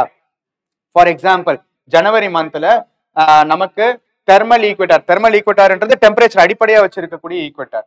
அப்ப நமக்கு எங்க இருக்கும்? சன்னுடைய டைரக்ட் ரேஸ் வந்து பாத்தீங்கன்னா இங்க இருக்கும், டிராபிக் ஆஃப் கேப்ரிகானுக்கு மேல இருக்கும். கிட்டத்தட்ட டிசம்பர் 22 தானே நமக்கு வந்து வின்டர் சால்ஸ்டைஸ். ஓகேவா? அப்ப ஜனவரின்ற போகும்போது நார்த்ல வந்து வின்டர், கரெக்டா? இங்க வந்து சம்மர். அப்போ ஃபார் எக்ஸாம்பிள் இந்த 10 டிகிரி செல்சியஸ்ன்ற ஒரு ஐசோதர்ம்ஸ் எடுத்துக்கணும். ஐசோதர்ம்ஸ்ன்றது என்னது? ஒரே டெம்பரேச்சர் இருக்கக்கூடிய ரீஜன்ஸ் எல்லாத்தையும் கனெக்ட் பண்ணக்கூடிய லைன். இப்ப இங்க லேண்ட்ல வந்து இந்த 10 டிகிரி செல்சியஸ் இங்க இருக்கு, அதே 10 டிகிரி செல்சியஸ் ஓஷனுக்கு போக போகும்போது இங்க 10 டிகிரி செல்சியஸ் இருக்குதுன்னா இந்த இடத்துல ஒரே லாட்டிடியூட்ல இருக்கக்கூடிய லேண்டி வாட்டரி கம்பேர் பண்ணோம்னா வாட்டர் ஹோல்ஸ் மோர் எனர்ஜியா. அப்போ இங்க இதே ஒரு லாட்டிடியூட் எடுத்துட்டேன்னா இந்த லாட்டிடியூட்ல பார்த்தோம்னா இங்க எனக்கு வந்து 15 டிகிரி செல்சியஸ் இருக்கும். அப்ப 10 டிகிரி செல்சியஸ்னா இன்னும் மேல போயிடும். அப்ப 10 டிகிரி செல்சியஸ்ன்றது மேல போகும். அப்போ ஓஷன்ல 10 degree Celsius even closer to the poles. அதுதான் என்ன சொல்றாங்க? Isothermal deviates to the north over the ocean and south over the continent during the month of January. புரியுதா? ஏன்னா water holds more heat than the land. அப்போ ஒரே latitude எடுத்துக்கிட்டோம்னா அந்த லாட்டிடியூட்ல லேண்டையும் வாட்டரையும் compare பண்ணோம்னா வாட்டர்ல எப்பயுமே டெம்பரேச்சர் அதிகமா இருக்கும் லேண்ட் விட. ஓகேவா? ஏன்னா water holds the temperature for a longer time, land holds the temperature for a shorter time. இது எப்போ? வின்டர்ல. ஜனவரின்றது வின்டரை கன்சிடர் பண்ண போகும்போது. இதே அப்படியே ஆப்போசிட்டா சம்மர்ல ஜூலை மந்த்ல ஐசோதர்ம்ஸ் ஜூன் 21 தான் நமக்கு வந்து சம்மர் சால்ஸ்டைஸ் இருக்குது. Direct rays of sunlight is hitting the tropic of cancer. ஓகேவா? அப்ப ஜூலை ஐசோதர்ம்ஸ் எப்படி இருக்குன்னு பார்த்தோம்னா ஜூலை ஐசோதர்ம்ஸ்ல தி சேம். இப்ப இந்த இடத்துல 20 டிகிரி ஐசோதர்ம்ஸ் எடுத்துக்கிறேன்.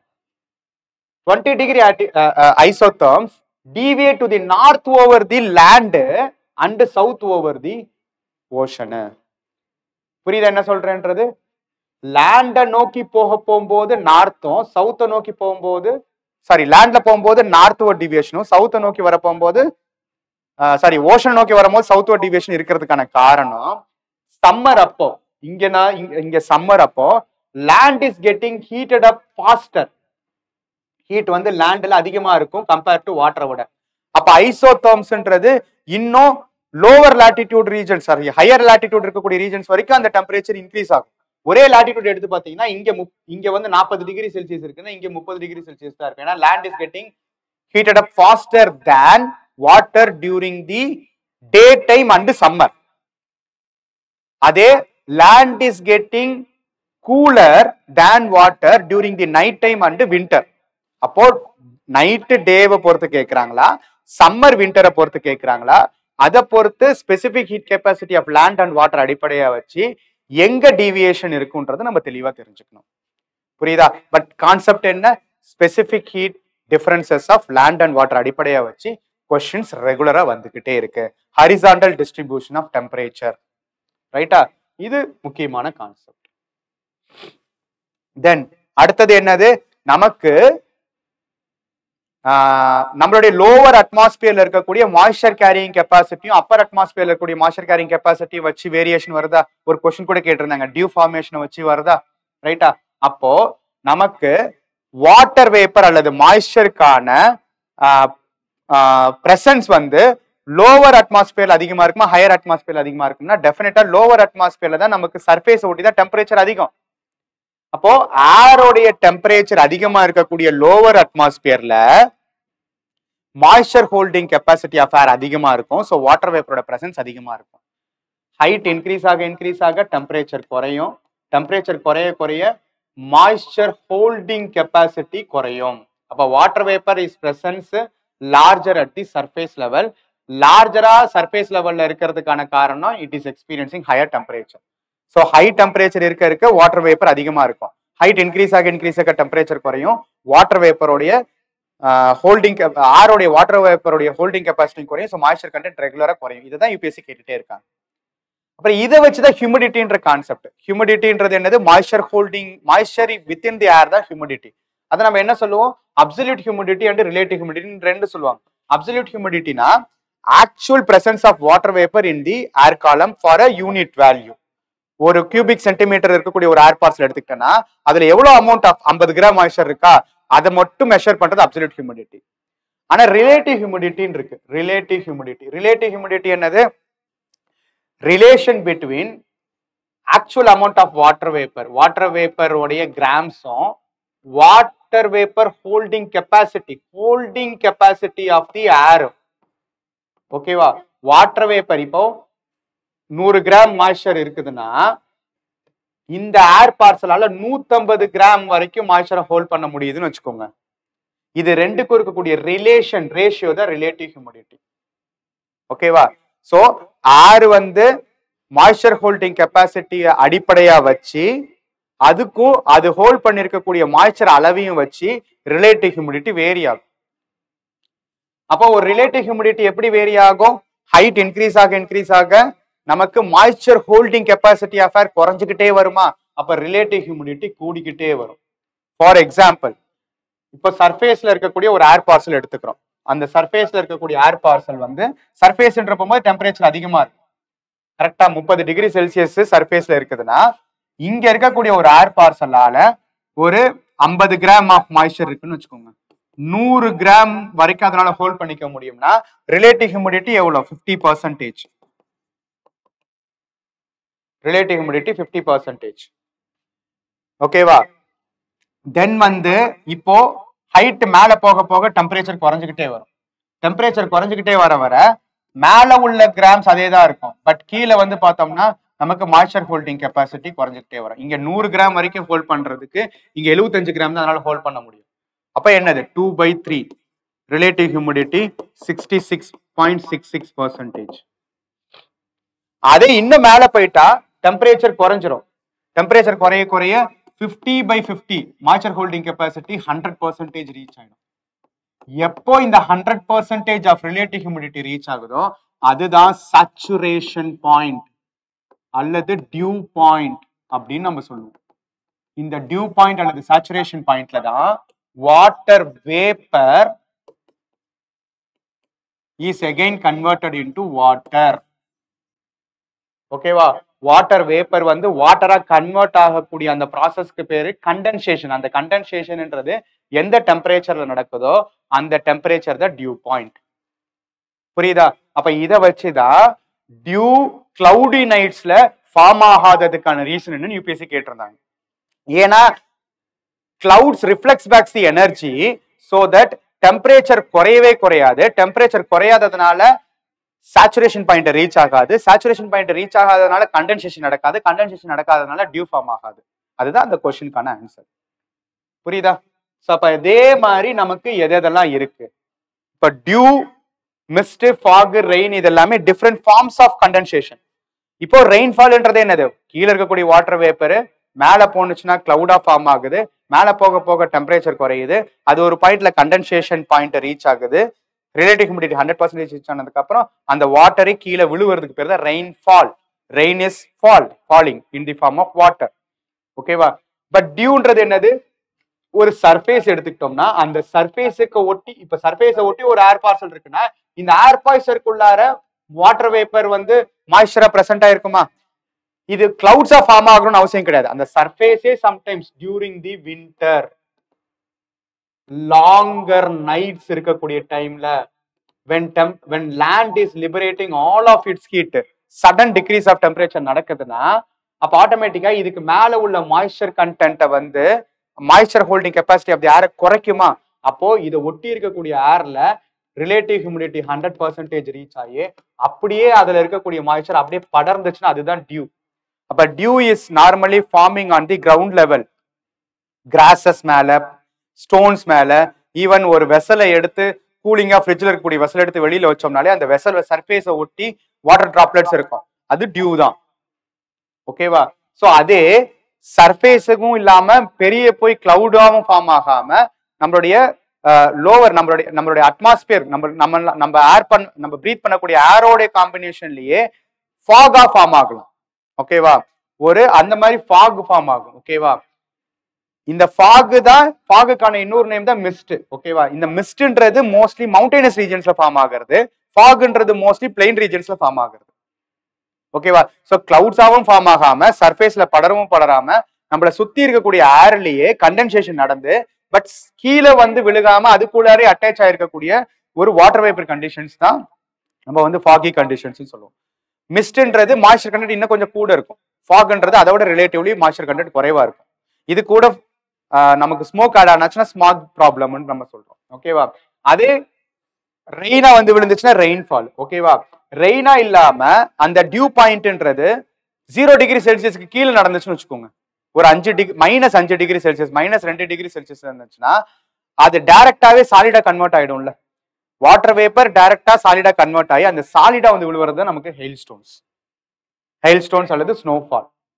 ஹிமாலயன் மாதிரியான ஹிமாலயன் ரீஜன்ஸ்ல இருக்கக்கூடிய ஸ்னோஃபால்ஸ் டைரக்டாவே that water vapour is converted into solid forms either in this hail stones or ஸ்னோஃபால்ன்ற மாதிரி. இதெல்லாமே தான் டிஃப்ரெண்ட் ஃபார்ம்ஸ் ஆஃப் கண்டென்சேஷன். ஓகேவா? அப்ப இந்த எல்லா ரிலேட்டடான கான்செப்ட்ஸ் ரொம்ப ரொம்ப முக்கியம். இதை சுத்தி கேள்விகள் வந்துகிட்டே இருக்கும். ஓகேவா?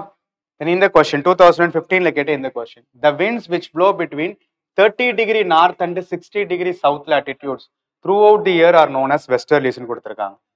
30 டிகிரி நார்த்தும் 60 டிகிரி நார்த்தும் தான், அல்லது 30 டிகிரி சவுத் அல்லது 60 டிகிரி சவுத், இது ரெண்டுக்கும் நடுவுல ஃப்ளோ ஆகிறது மட்டும் தான் வெஸ்டர்லிஸ். வெஸ்டர்லிஸ் is a permanent wind that is blowing between subtropical high pressure to subpolar low pressure belt.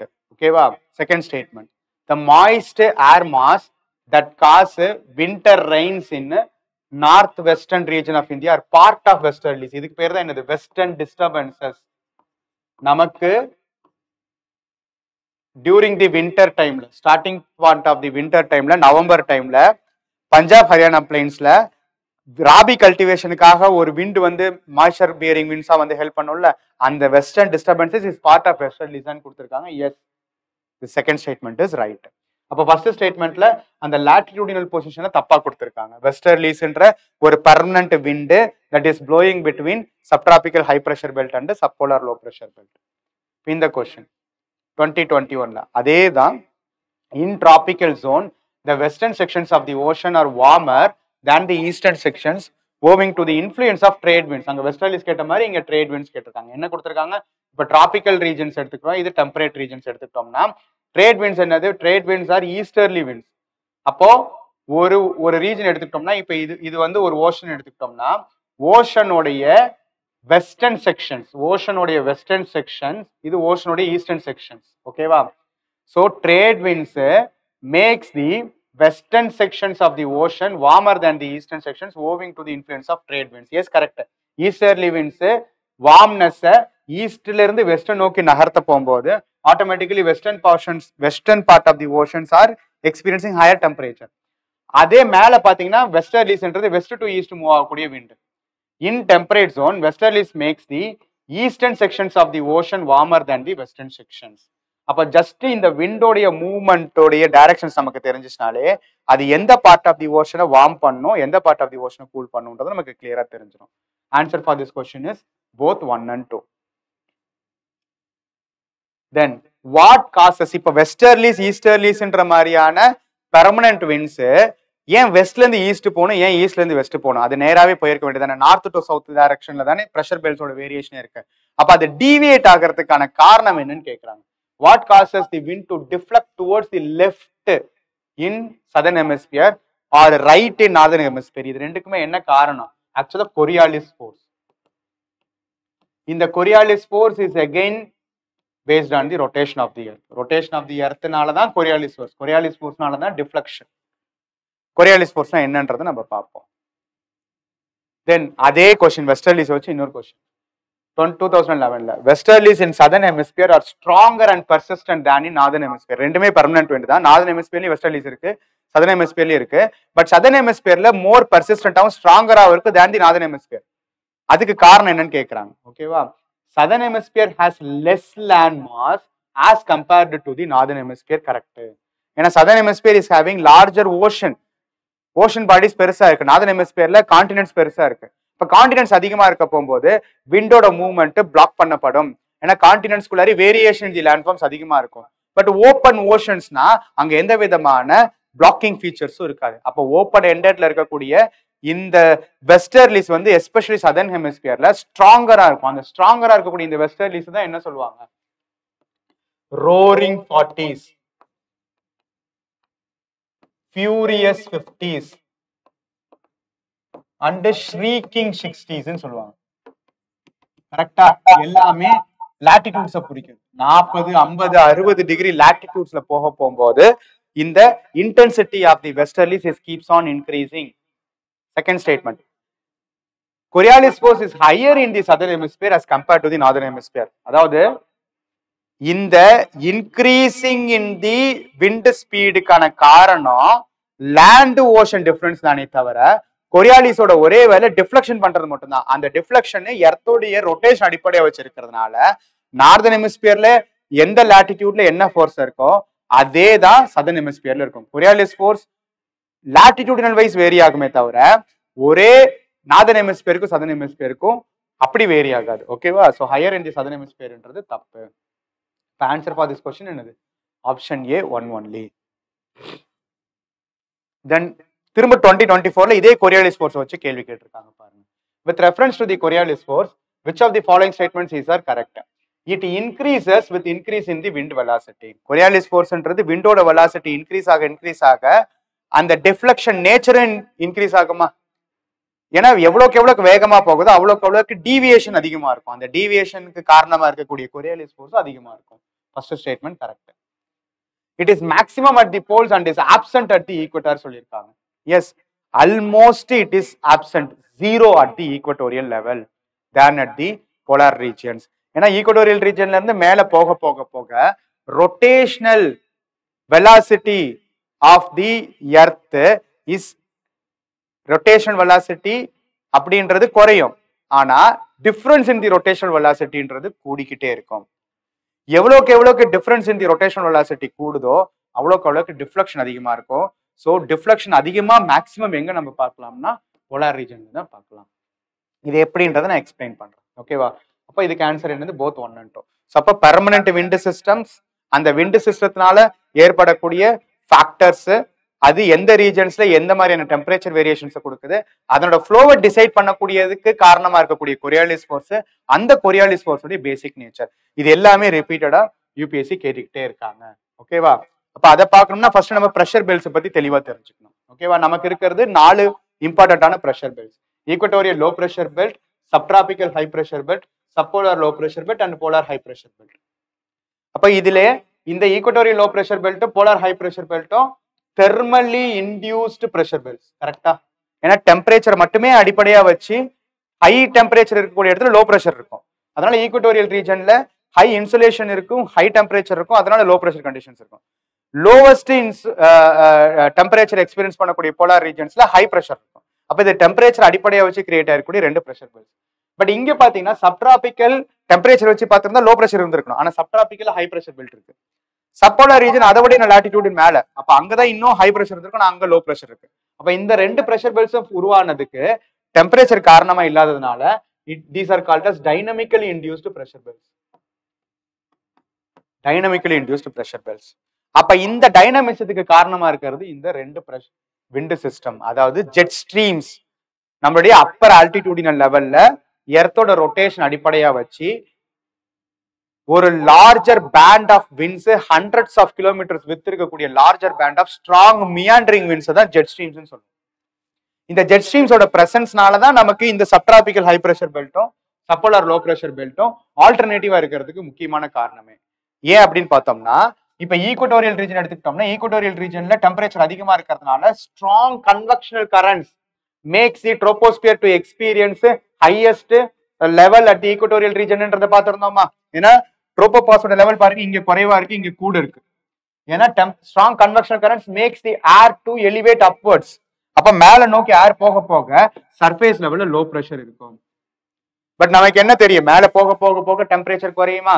Normal lab state அடிப்படையா வச்சு அப்ப மேல போக போக டெம்பரேச்சர் குறையுதுன்னா ட்ரோபோபாஸ் ரீச் ஆயிடுச்சுன்னா இங்க ஹை ப்ரெஷர் இருக்கும். அப்படியே ஆப்போசிட்டா இங்க வாங்க, போலார் ரீஜன்ல இங்க டெம்பரேச்சர் வந்து லோவஸ்டா இருக்கும், அப்ப சர்ஃபேஸ் லெவல்ல ஹை ப்ரெஷர் இருக்கும், மேல வந்து கம்பேரிட்டிவ்லி லோ ப்ரெஷர் இருக்கும். கரெக்டா? ட்ரோபோபாஸ் லெவல்ல எங்க போலார் ரீஜன்ஸ்ல. அப்போ ஆட்டோமேட்டிக்கா மேல போன விண்டு எல்லாமே ஏர் பாஸ்ல எல்லாமே திரும்ப கீழே இறங்க முடியாது, ஏன்னா ஸ்ட்ராங் கன்வெக்ஷனல் கரண்ட்ஸ் இருந்துகிட்டே இருக்கும். அப்ப அந்த ஏர் ட்ரோபோபாஸை தாண்டி மேல போக முடியாது.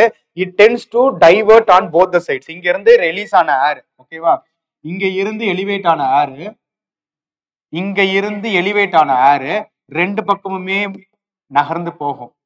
அப்படி 2 சைட்லயுமே போன ஏருக்கு பர்பெண்டிகுலரா இப்படி போற ஏருக்கு இப்படி தடுத்து நிறுத்துற மாதிரி இந்த சப்டிராபிக்கல் வெஸ்டர்லி ஜெட் ஸ்ட்ரீம்ஸ் இருக்கும். இந்த சப்டிராபிக்கல் வெஸ்டர்லி ஜெட் ஸ்ட்ரீம்ஸ் எங்க இருக்கும்னா 30 to 35 டிகிரி லாட்டிடியூடினல் பொசிஷன்ல இருக்கும். அப்போ இந்த பக்கம் போற ஏரை சப்டிராபிக்கல் வெஸ்டர்லி ஜெட் ஸ்ட்ரீம்ஸ் தடுத்து ஒரு பேரியரா நிக்கும். அதே மாதிரி இங்க சப்போலார் ரீஜன்ல 60 to 65 டிகிரி லாட்டிடியூடினல் பொசிஷன்ல இருக்குல்ல, இந்த இடத்துல சப்போலார் லோ, இந்த இடத்துல compare to all other forces centrifugal force of the earth வந்து கம்பேரிட்டிவ்லி ஹையரா இருக்கும். அப்படி ஹையரா இருக்கக்கூடிய அந்த சென்ட்ரிஃபியூகல் ஃபோர்ஸ் என்ன பண்ணும்னா சர்ஃபேஸ்ல இருக்கக்கூடிய ஏரை புஷ் பண்ணி விட்டுரும். இங்க எப்படி டெம்பரேச்சர்னால ஏரை புஷ் பண்ணி மேல விட்டுச்சோ, இங்க high centrifugal nature pushes the air upwards so that surface level low pressure இருக்கும், மேல போக போக போக high pressure conditions மாறும். இங்க என்ன ஜெட் ஸ்ட்ரீம்ஸ் இருக்கும்? போலார் ஜெட் ஸ்ட்ரீம்ஸ் இருக்கும் 60 to 65 டிகிரில. அப்ப கீழ இருந்து எலிவேட் ஆன ஏர் இந்த போலார் ஜெட் ஸ்ட்ரீம்ஸ் தாண்டி வேற எங்கேயுமே போக முடியாது. அப்ப என்ன ஆகும்? சப்போலார் ரீஜன்ல இருந்து போன ஏர் 2 பக்கமும் டிவியேட் ஆகும், ஈக்குவட்டோரியல் ரீஜன்ல இருந்து போன ஏரும் 2 பக்கமும் டிவியேட் ஆகும். அப்ப இங்க இருந்து போற ஏரும் இங்க இருந்து வர ஏரும் சப்டிராபிக்கல் வெஸ்டர்லி ஜெட் ஸ்ட்ரீம்ஸ்னால தடுத்து நிறுத்தப்பட்டு திரும்ப கீழே நகர்த்தப்படும். ஏன்னா high accumulation of air on both the sides makes the air to be more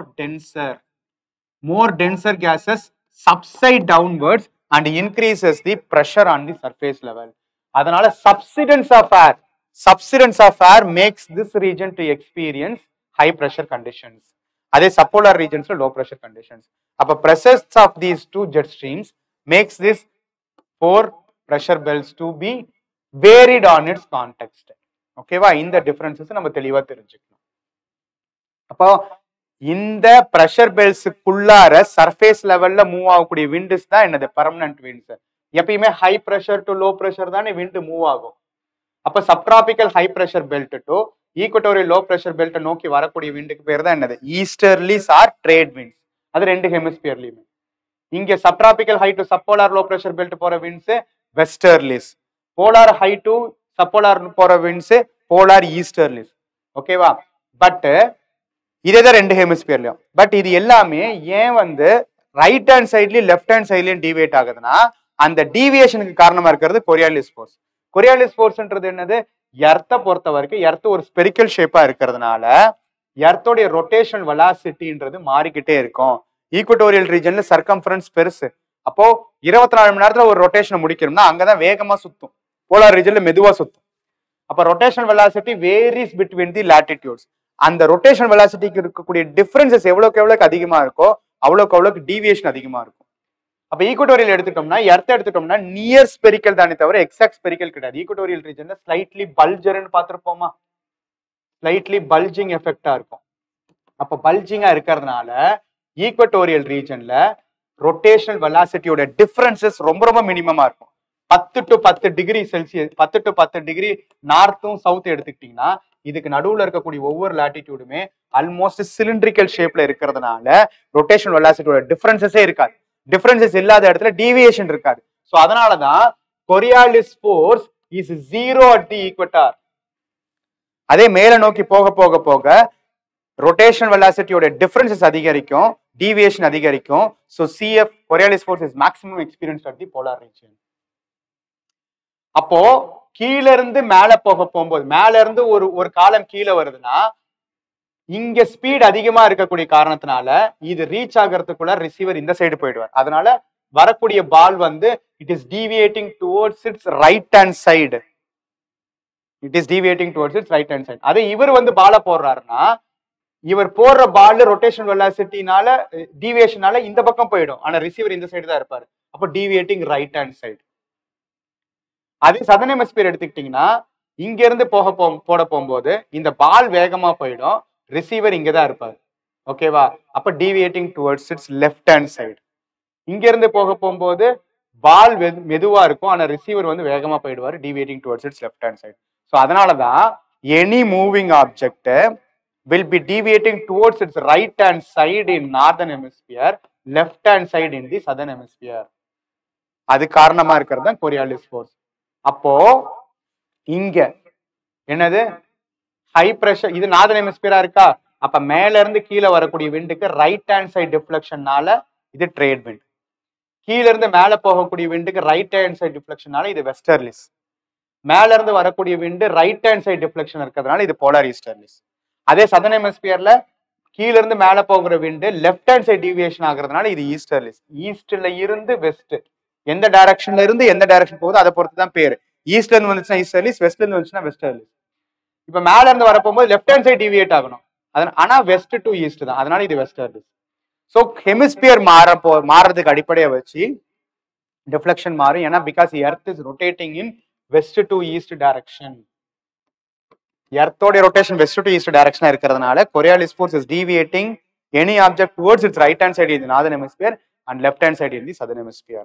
இப்போ இதை அடிப்படையா வச்சு விண்டோட மூவ்மெண்ட்டை நம்ம தெரிஞ்சுக்கணும். ஓகேவா? அப்போ இந்த ஈஸ்டர்லிஸ் அண்ட் வெஸ்டர்லிஸ் அடிப்படையா வச்சுதான் அவங்க பார்ட் ஆஃப் தி ஓஷனை கேட்டிருக்காங்க. இப்போ இது ஒரு பார்ட் ஆஃப் தி ஓஷன்னா trade winds warms the western part of the ocean than the eastern part of the ocean. Whereas westerlies எடுத்துக்கிட்டோம்னா eastern part of the ocean is warmer than the western part owing to the influence of westerlies. இதுதான் அவங்க UPSC கேட்டிருந்தாங்க. ரைட்டா? So அப்போ இந்த pressure பெல்ஸுக்கு நடுவில் இருக்கக்கூடிய விண்டு system, அந்த விண்டு சிஸ்டம் எஸ்பெஷலி சதர்ன் ஹெமிஸ்பியர் எடுத்துக்கிட்டோம்னா நமக்கு வந்து லேண்ட் மாஸ் இல்லாத ஓஷன் பாடிஸ் ஓப்பனா இருக்கிறதுனால westerlies is increasing its velocity while increasing in latitude. ஓகேவா?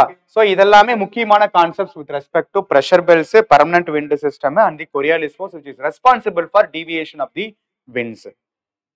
ரைட்டா? தென் அடுத்தது இன்னொரு முக்கியமான கான்செப்சுவல் ஏரியாவான சைக்ளோன்ஸ், அதை பத்தின கேள்விகள் என்னென்ன கேட்டிருக்காங்கன்னு பார்ப்போம். In South Atlantic and Southeastern Pacific region, in the tropical latitudes cyclone does not originate. Cyclone originate ஆகாது. Cyclone does not originate. What is the reason அப்படின்னு கேட்டிருக்காங்க. சைக்ளோன் ஆரிஜினேட் ஆகாததுக்கான ரீசன்ஸ் பார்த்தா எல்லாமே பொருந்தும். பட் ஸ்பெசிஃபிக்கா அவங்க ஒரு ரீஜனை பொறுத்து கேட்டிருக்காங்க. South Atlantic and south eastern Pacific. ஏன்னா சி சர்ஃபேஸ் டெம்பரேச்சர் லோவா இருக்கிறதுன்றது ஒரு ஒரு நான் ideal condition for cyclone to originate. இந்த ஸ்டேட்மெண்ட் ரைட்டா இருந்தாலும் இந்த பர்டிகுலர் ரீஜன்ல ஃபார்ம் ஆகாததுக்கான கொஸ்டின் வந்து ஸ்பெசிஃபிக்கா கேட்டிருக்காங்க. ஓகேவா? அடுத்தது ITCZ intertropical convergence zone seldom occurs. Coriolis force is too weak. Absence of land in those regions. இது பொருந்தவே பொருந்தாது. ஸோ கொரியாலிஸ் ஃபோர்ஸ் வீக்கா இருந்தாலும் சைக்ளோன் ஃபார்ம் ஆகாது. சி சர்ஃபேஸ் டெம்பரேச்சர் லோவா இருந்தாலும் சைக்ளோன் ஃபார்ம் ஆகுது. பட் சவுத் அட்லாண்டிக்லி சவுத் ஈஸ்டர்ன் பசிபிக்லி ஃபார்ம் ஆகாததுக்கான காரணம் another important low pressure trough ஆன ITCZ இல்லாததான் காரணம். அப்ப இன்டர்ட்ராபிக்கல் கன்வர்ஜென்ஸ் ஜோன்ஸ்னா என்ன? அந்த இன்டர்ட்ராபிக்கல் கன்வர்ஜென்ஸ் ஜோன்ஸ் நமக்கு வந்து எதன் அடிப்படையில ஃபார்ம் ஆகுது? அது லோ ப்ரெஷரா இருக்கிறதுனா அந்த லோ ப்ரெஷர் கண்டிஷன்ஸ்க்கு எதெல்லாம் ஹெல்ப் பண்ணுது அப்படின்றது நமக்கு முக்கியமா தெரிஞ்சுக்க வேண்டிய ஒரு விஷயம். தென் இந்த கொஸ்டின் பாருங்க.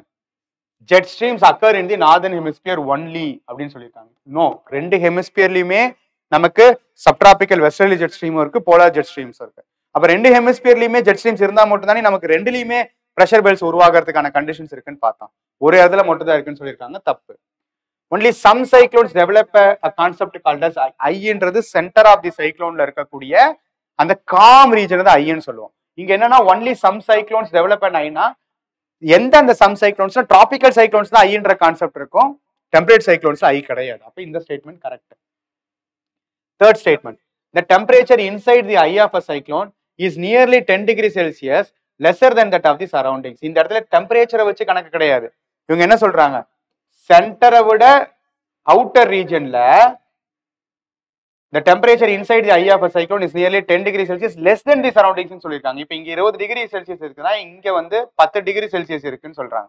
இது அப்படியே டெம்பரேச்சர் உருவாகிறது சைக்ளோன் உருவாகிறதுக்கான காரணம் கிடையாது. இது ஆன்டி சைக்ளோன் உருவாகிறதுக்கான காரணம். சைக்ளோன் உருவாகணும்னு என்னது? சென்டர்ல லோ பிரஷர் இருக்கணும். லோ பிரஷர்னா ஹை டெம்பரேச்சர் இருக்கணும்.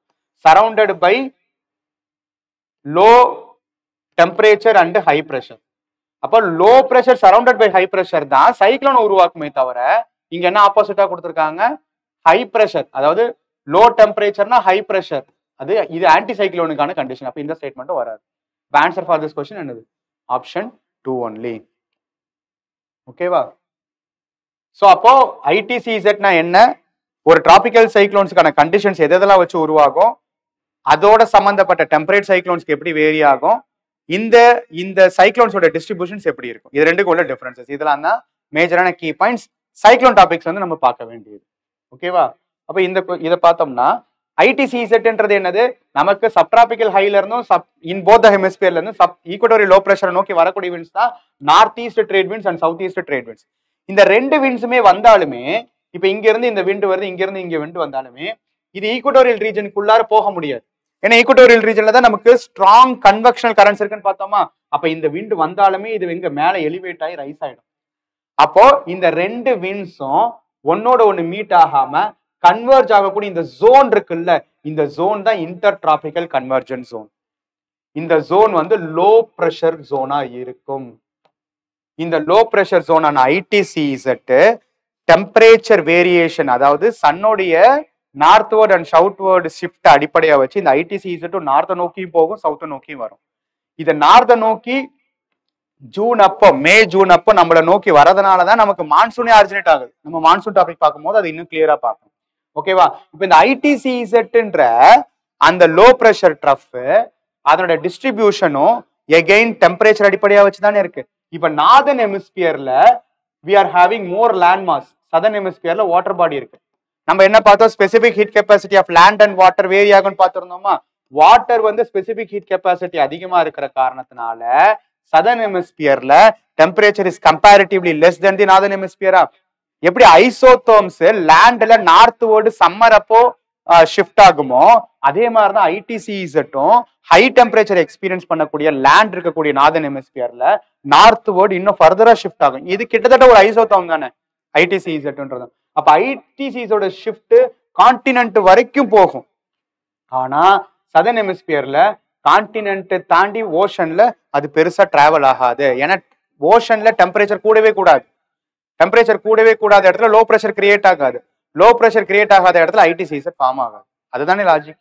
அப்போ இவங்க என்ன கேட்டிருந்தாங்க, ஐடிசி இந்த இடத்துல எது South Atlantic and South Pacific இந்த ரீஜனை தான் கேட்டிருக்காங்க. இந்த கொஸ்டின் அகைன் பாருங்க. South Atlantic and south eastern Pacific ஓஷன்ல tropical cyclones do not originate. South Atlantic and south eastern Pacific ஓஷன்ல ஐடிசிஇசட் ஓஷனுக்கு வரவே இல்லை. அப்ப ஐடிசிஇசட்ன்ற லோ பிரஷர் ட்ரஃப் இல்லாத காரணத்தினால இந்த ரீஜன்ஸ்ல you cannot observe the presence of tropical cyclones. அப்ப டிராபிக்கல் சைக்ளோன்ஸ் உருவாக்குறதுக்கான கண்டிஷன்ஸ் என்னென்ன? when a region of low pressure is surrounded by high pressure, wind starts to move towards from high pressure to low pressure. அப்ப high pressure to low pressure wind move ஆகிறதுக்கு காரணமா இருக்கிற force என்னது? pressure gradient force. pressure gradients differences இருக்கிறதால high pressure to low pressure wind move ஆகும். அப்படி move ஆகக்கூடிய விண்டும் will be influenced by which force? Coriolis force. அதை தானே நம்ம பார்த்திருந்தோம். அப்போ கொரியாலிஸ் ஃபோர்ஸ் இதே விண்ட் நார்தர்ன் ஹெமிஸ்பியர்ல இருக்குதுன்னா இந்த மூவிங் விண்ட் எந்த சைடு டிஃப்ளெக்ட் ஆகணும்? ரைட் ஹேண்ட் சைடு டிஃப்ளெக்ட் ஆகணும். அதே விண்ட் சதர்ன் ஹெமிஸ்பியர்ல இருந்துச்சுன்னா லெஃப்ட் ஹேண்ட் சைடு டிஃப்ளெக்ட் ஆகணும். Any moving wind will be deflected by Coriolis force. அப்ப pressure gradient force high pressure to low pressure நோக்கி இப்படி விண்ட நகர்த்துதுன்னா Coriolis force is deviating that wind towards its right hand side. அப்ப pressure gradient ஃபோர்ஸும் Coriolis ஃபோர்ஸும் perpendicular to each அதரா இருக்கும். But equal but opposite ஃபோர்ஸஸா இருக்கும். அப்ப இதனோட ரிசல்டன்ட்டா இதுக்கு ரெண்டுக்கும் மிடில் ஒரு ஃபோர்ஸ் எடுக்கும். அதுதான் geostrophic force that decides the direction of the wind. ஓகேவா? அப்போ ஒரு high temperature and low pressure இருக்கக்கூடிய ரீஜனை சுத்தி ஹை பிரஷர் இருந்துச்சுன்னா இந்த deflection of the winds by the resultant of geostrophic force not allowing the wind to enter in the centre region. அதனால அந்த சர்க்குலேட் ஆகி அது சைக்ளோனா ஃபார்ம் ஆகும். பாருங்க, இப்போ லோ ப்ரெஷர் இருக்கு, ஹை ப்ரெஷர் இருக்குதுன்னா ப்ரெஷர் கிரேடியன்ட் ஃபோர்ஸ் இப்படி லோ ப்ரெஷர் நோக்கி நகர்த்தும். கொரியாலிஸ் ஃபோர்ஸ் என்ன பண்ணும்? ரைட் ஹேண்ட் சைடு டிஃப்ளெக்ட் பண்ணும். அப்போ இது ரெண்டுக்கும் இடைப்பட்ட பகுதியில தானே இந்த விண்டு மூவ் ஆகணும். அப்போ கண்டினியூஸா இந்த விண்டு போய் உள்ளவும் சேராம வெளியிலயும் எஸ்கேப் ஆக முடியாம இப்படி சர்க்குலேட் ஆகிட்டே இருக்கும். இப்படி சர்க்குலேட் ஆகி இது கிரியேட் ஆகிறது தான் cyclone. As a resultant of Coriolis force and pressure gradient force. அந்த சர்க்குலேஷனை அடிப்படையாக வச்சு உருவாகிறது தான் நமக்கு டிராபிக்கல் சைக்ளோன்ஸ். அப்போ இதுக்கு என்னென்ன கண்டிஷன்ஸ் உருவாகும்? Minimum sea surface temperature 27 degree செல்சியஸ்க்கு மேல இருக்கணும். அப்பனா தான் ஹை டெம்பரேச்சர், லோ ப்ரெஷர் இருக்கக்கூடிய கண்டிஷன்ஸும் அதுக்கு பக்கத்துல அந்த சர்க்குலேஷன் இன்னும் இன்டென்சிஃபை ஆகிறதுக்கு மாய்ஸ்சர் கண்டென்ட் பிரசன்ஸ் இன் தி ஓஷன்ஸும் ஒரு லேட்டன்ட் ஹீட்டை ஹெல்ப் பண்ணும். It supplies the energy. ஓகேவா?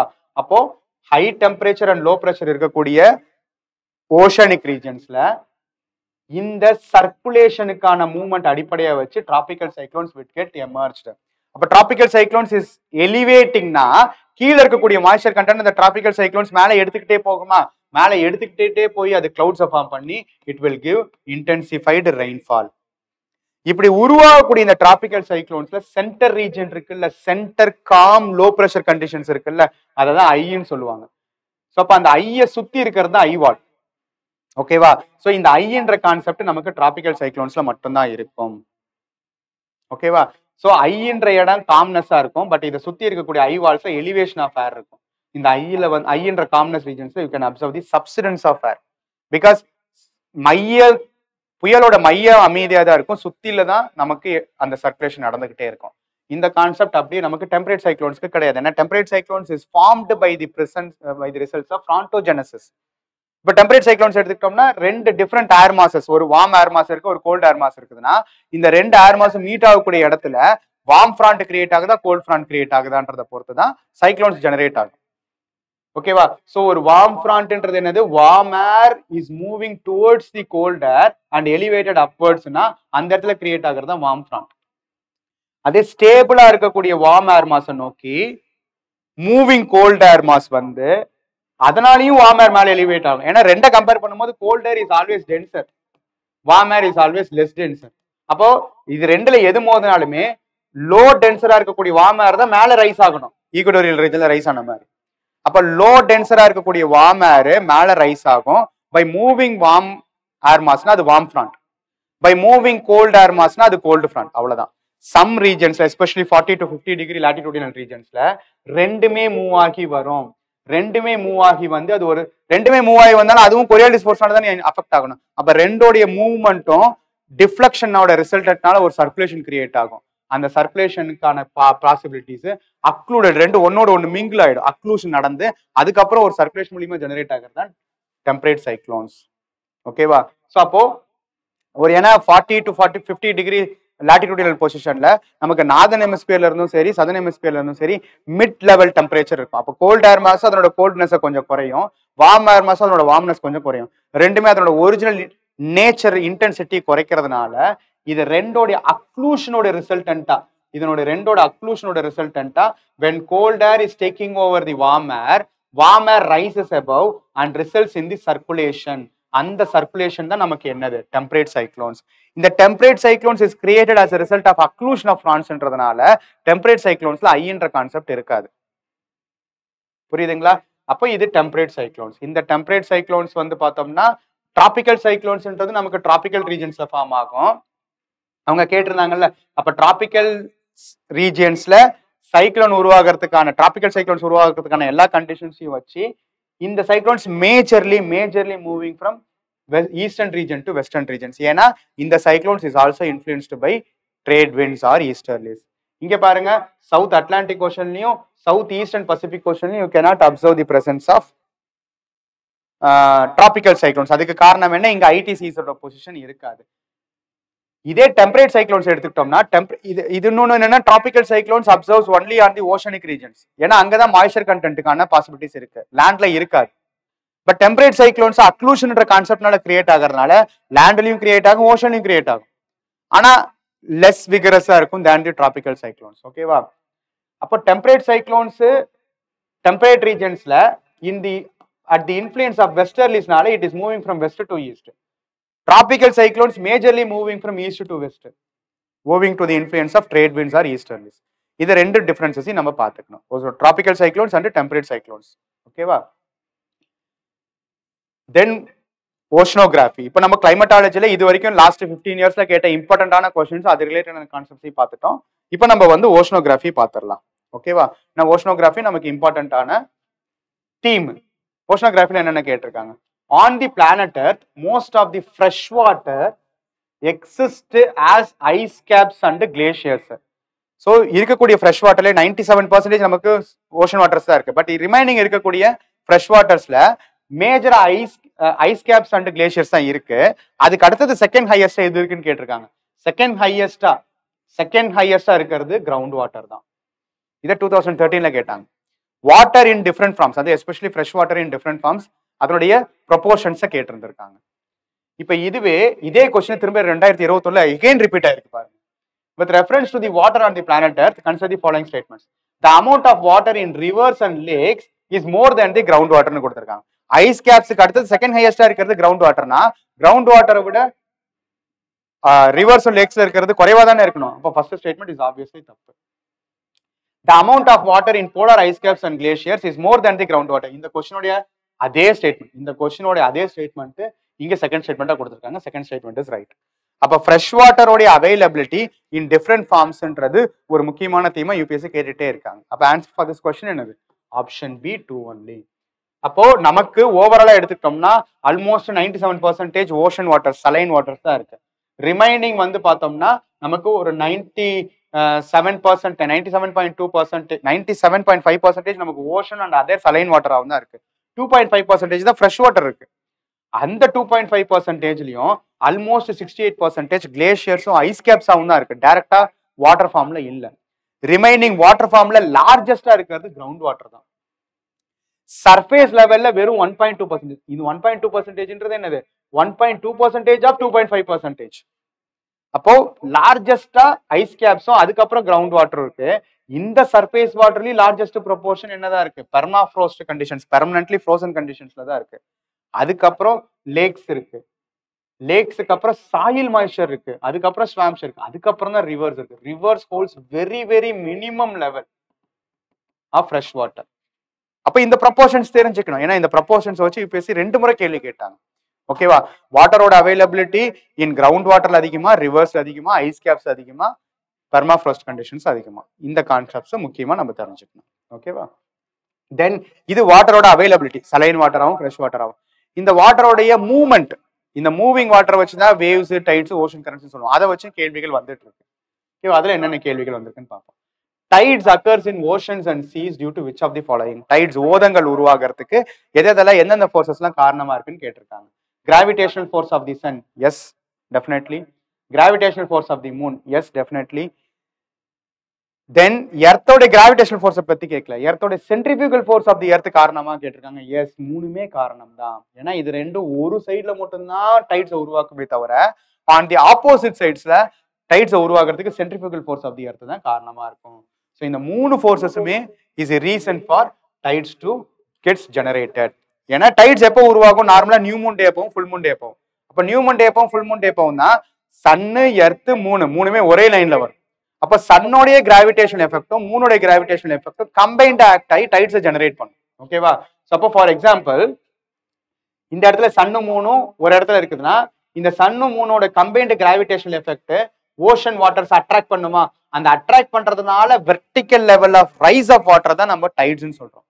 அப்போ ஒரு சைட்ல இது அட்ராக்ட் பண்ணதுன்னா எர்த்து அதனோட ஈக்குவிலிபிரியம் பொசிஷன் மாறுமா, பாதிக்கப்படுமா? அப்ப அதை பேலன்ஸ் பண்றதுக்காக என்ன பண்ணோம்னா, அதனுடைய ஆப்போசிட் சைட்ல, ரைட்டா, அதனோட ஆப்போசிட் சைட்ல தன்னுடைய புஷிங் ஃபோர்ஸ் ஆன சென்ட்ரிபியூகல் ஃபோர்ஸ் அடிப்படையா வச்சு அந்த ஆப்போசிட் சைட்ஸை இன்னும் ஓஷன் வாட்டர்ஸை ரைஸ் பண்ணும்.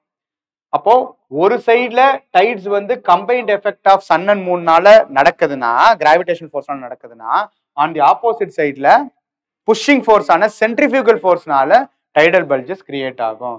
அப்ப combined gravitational force and centrifugal force சேர்த்து தான் ரெண்டு சைட்லயுமே டைட்ஸ் உருவாகிறதுக்கு காரணமா இருக்கும். இப்படி உருவாகக்கூடிய அந்த டைடல் எஃபெக்ட்ஸே நமக்கு ஹை டைட்ஸ்ன்னு சொல்லக்கூடிய ஸ்ப்ரிங் டைட்ஸும், லோ டைட்ஸ்ன்னு சொல்லக்கூடிய நீப் டைட்ஸ்னு ரெண்டு வகைப்படும். ஓகேவா? ஏன்னா மூணுமே ஒரே ஸ்ட்ரைட் லைன்ல இருக்க போகும்போது combined effect of moon and sun இருக்கும். பட் ஒரு குவார்டர்ல சன்னும் ஒரு குவார்டர்ல மூணு இருக்க போகும்போது அந்த டைடல் ஜெனரேஷனோட ஃபோர்ஸ் கம்மியா இருக்கும். ஓகேவா? அப்போ ஹை டைட்ஸ் ஆன ஸ்ப்ரிங் டைட்ஸ் ஏற்பட போகும்போது ஹை டைடு வந்து இன்னும் கோஸ்டலை நோக்கி நம்ம உள்ள வரைக்கும் வருமா? ஏன்னா ஓஷன் வாட்டர்ஸ் இப்ப சுனாமி எப்படி நமக்கு லேண்டுக்குள்ளார வரைக்கும் வருதோ அதுக்கு அடுத்த ஃபார்ம் தானே ஹை டைட்ஸ். அப்ப ஹை டைட்ஸோட ஹை டைட் ரேஞ்சு இன்னும் கொஞ்சம் ஹையரா இருக்கும். எவ்வளவுக்கு கடல் தண்ணி லேண்ட் வரைக்கும் வருதோ அவ்வளவுக்கு திரும்ப ரிவர்ஸ் என்ன ஆகும்? உள்வாங்கும்.